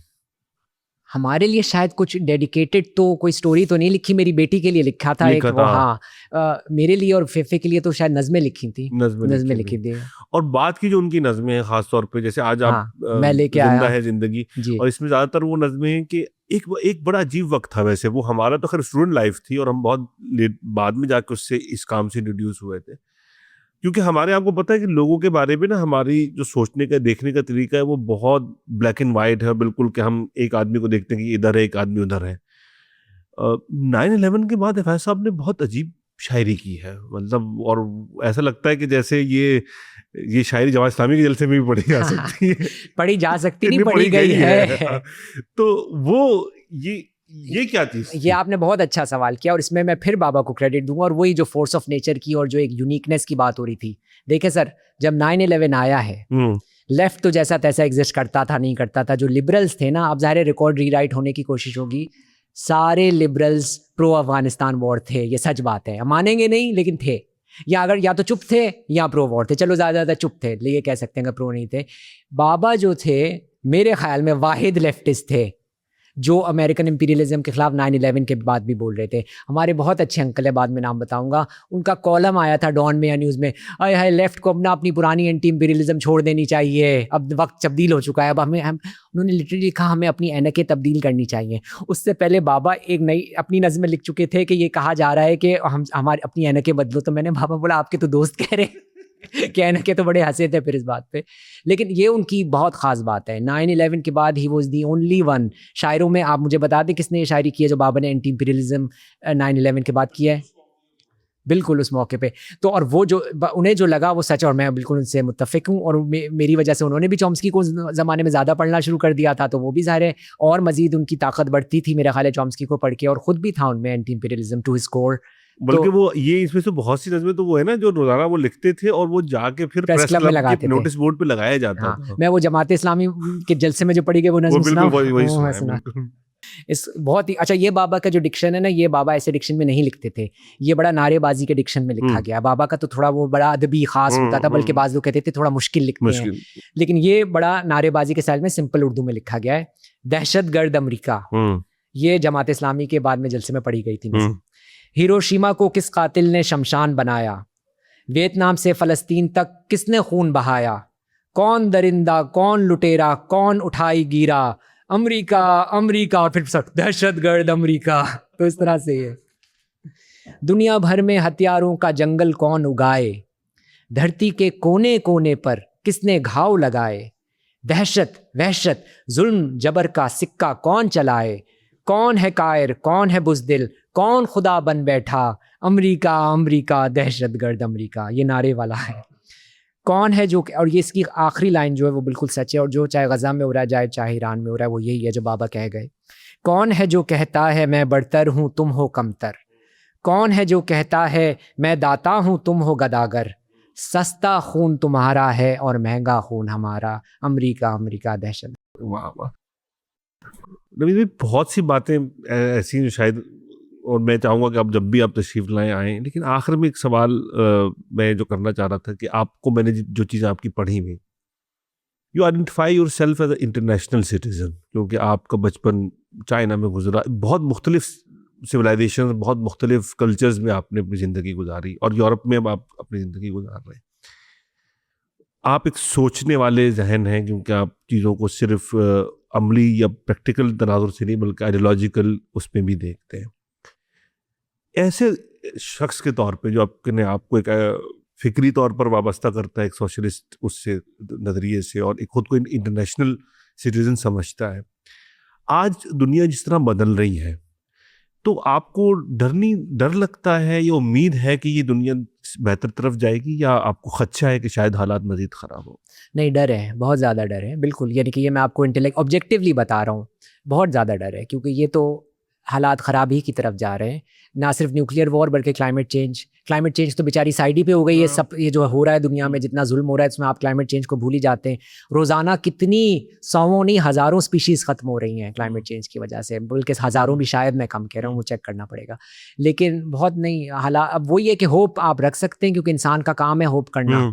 तो अगर आप इंटेलेक्चुअली पूछें तो मुझे तो होप नहीं है, लेकिन स्पिरिचुअली तो इंसान का मेरा ख्याल है फ़र्ज़ है कि वो होप रखे, क्योंकि कि दुनिया में चेंज आए। मसला ये है कि गैल्वनाइजिंग विजन भी नहीं है कोई। जैसे अभी बहुत लोग हैं जो अमेरिका को गालियां दे रहे हैं, ये कर रहे हैं, लेकिन कोई उन्हें मुनज़्ज़म करने की तंजीम नहीं है, कोई गैल्वनाइजिंग आइडियोलॉजी नहीं है, और वो कैसे आएगी समझ नहीं आता, आगे कैसे बढ़ा जाएगा समझ नहीं आता। अच्छे लोग बहुत सारे हैं, जैसे आपने हमारा अली जान का इंटरव्यू किया, ऐसे खूबसूरत लोग हैं, लेकिन क्या वो जमा हो के हम जैसे उन जैसे लोग और कुछ कर पाएंगे कुछ दुनिया में ओवरऑल? क्योंकि अब एक मुल्क से कुछ नहीं, आई थिंक अब एक इंटरनेशनली कुछ होना पड़ेगा। जो हम देख रहे हैं ना कितने इंटरट्वाइंड हालात हैं, कि वहाँ वॉर होती है तो यहाँ गैस का मसला हो जाता है। यही है ना, ह्यूमैनिटी इज़ वन कलेक्टिव वो एंटिटी, ये तो आप समझ आ जाना चाहिए। तो सोल्यूशन भी कलेक्टिव ही आएगा, लेकिन वो कलेक्टिव सोल्यूशन मुझे लगता है किसी ओवर आर्चिंग आइडियोलॉजी नहीं तो गैल्वनाइजिंग विजन के थ्रू आ सकता है, और वो विजन एग्जिस्ट नहीं करती। तो इंटेलेक्चुअली तो मैं अफसोस कि मैं बुरे उस पर एंड कर रहा हूँ, लेकिन मैं सच ही बोल सकता हूँ ना आपसे, झूठ तो नहीं बोलूँगा, जो मैं समझता हूँ। और उसमें खास चीज़ एक और बात भी है कि देखें, ठीक है कि बहुत सी वैल्यूज़ को हम डिक्लाइन होते हुए देख रहे हैं, इवन जो सबसे बड़े हम जिनको कहा जाता है ना सॉल्वर्स से उन वैल्यूज़ के, कि हम यूरोप के अंदर बढ़ता हुआ रेसिज्म देख रहे हैं। बिल्कुल। हाँ, और उसके ऊपर आपने लिखा भी है कि जर्मन्स के ऊपर जो भी आपने लिखा था, तो ये वहाँ रेसिज्म बढ़ रहा है, और एक तरीके की नफरत जो है वो हर जगह बढ़ती जा रही है। तो इससे मुकाबला करने के लिए तो बहुत मजबूत इंसान चाहिए, जो कि लगता है कि इसकी इंटेलेक्चुअल कैपेसिटी तो बहुत कमज़ोर होती जा रही है, बहुत कमज़ोर होती जा रही है। मैं अपना खुद बताऊंगा, जब ये जेनोसाइड शुरू हुआ तो इतना मेरे अंदर गुस्सा था कि मैं भी कभी कभी अपनी वो इंटरनेशनलिस्ट यूनिवर्सलिस्ट रूट्स छोड़ के मैं गोरे को गाली देना शुरू कर देता था, क्योंकि आपके अंदर इतना गुस्सा भरा होता है, आपको लगता है हर चीज़ गोरों की ख़राब है, हर चीज़ ख़राब है। हालांकि ज़ाहिर हमें ये नहीं सिखाया गया, हमें तो ये सिखाया गया है कि भाई हर सब इंसान बराबर हैं और हर एक, लेकिन वो इतना गुस्सा था मेरे अंदर। तो आप सही कह रहे हैं कि बहुत से ज़ाहिर इसमें बहुत बड़ी आपको दरिया दिली चाहिए कि आप फिर भी लोगों की इंसानियत याद रखें, लेकिन हाँ अभी हालात तो अच्छे नहीं हैं। लेकिन वो ये कि शायद अब कुछ चेंज आए इतनी ज़्यादा ख़राबी के बाद, लेकिन देखते हैं। और पाकिस्तान जब आते हैं आप हर साल, जब भी आना होता है हर साल, तो पाकिस्तान आके फिर क्या लगता है कि पहले से हालात बेहतर हुई या हालात मजीद? मैं आपको बताऊं, मैं इनड्राइव में जा रहा था तो वो उसने बताना शुरू किया कि कितने मुश्किल हालात हैं, तो मैंने कहा तुम लोग यूनियन नहीं बनाते, तो कहने लगा वो बनाने की कोशिश की थी, उनको उनका अकाउंट ही ब्लॉक कर दिया। फिर मैं डॉलमेन मॉल गया था वो अपने लिए शर्ट लेने, तो वहाँ वो आया कोई एडमिनिस्ट्रेटर और वो उसको बुलाया, आप इधर आए, तो वो क्या उसकी तस्वीर ले ली, फिर वो बेचारा भागा भागा दुम दबा के कहीं गया, फिर वापस आया। मैंने कहा क्या उन्हें क्या तकलीफ हो गई थी एडमिनिस्ट्रेटर साहब को? कहता है वो कह रहे थे यूनिफॉर्म क्यों नहीं पहना हुआ, कहता है मॉल को जो है जेल खाना बनाया हुआ है। फिर मैंने कहा अच्छा और क्या बात है? कहता है कि हम लोग फूड कोर्ट में जाके हम लोग खाना नहीं खा सकते, हमें बाहर ढाबे पे जाके खाना होता है, हमारे वक्त मुतय्यन किए हुए हैं। फिर मैंने उससे वही बेवकूफ़ाना सवाल किया, मैंने कहा तुम लोग यूनियन नहीं बनाते? तो उसने वही जवाब दिया, बल्कि उसका तो जवाब और ज़्यादा पेसिमिस्टिक था, उसको तो एज सच यूनियन का ख्याल भी नहीं आया था कि वो मैंने कहा कभी कोशिश की, कहता नहीं कोशिश भी नहीं की, लेकिन हमें मालूम है अगर करेंगे भी कोशिश तो हमारे साथ क्या होगा। तो ये तो पूरा वर्कर्स राइट्स को डेसिमेट कर चुके हैं, यूनियंस एग्जिस्ट नहीं करती, तो या तो और ज़्यादा बुरे हालात हैं। दुनिया में तो हैं ही बुरे हालात, पाकिस्तान में तो और ज़्यादा बुरे हालात हैं। बहुत शुक्रिया आपका रमीज़ भाई। और बहुत सी बातें शायद ऐसी हैं कि शायद रह भी गई हों, लेकिन हम चाहते हैं कि ये तशनगी बरकरार रहे। आपसे अगली मुलाकात का बहाना भी रहेगा। और मैं सुनने वालों से ये बताना चाहता हूँ कि ये गुफ्तगू मेरे लिए इसलिए भी बहुत अहम थी कि ये जो एक्सपीरियंसेस थे, एक ऐसे सोचने वाले दिल और सोचने वाले दिमाग और महसूस करने वाले दिल के जो रखता है इंसान में, उससे जानना चाहते थे कि हम दुनिया को बदलते हुए वो क्या महसूस करता है। अपने फीडबैक से हमें ज़रूर आगाह कीजिएगा और आप हमारे चैनल को सब्सक्राइब कीजिएगा और मुस्तकबिल में हम ये अपनी कोशिश जारी रखें, उसमें आप अपना हिस्सा ज़रूर मिलाइएगा। बहुत शुक्रिया, थैंक यू। बहुत शुक्रिया राना भाई आपका।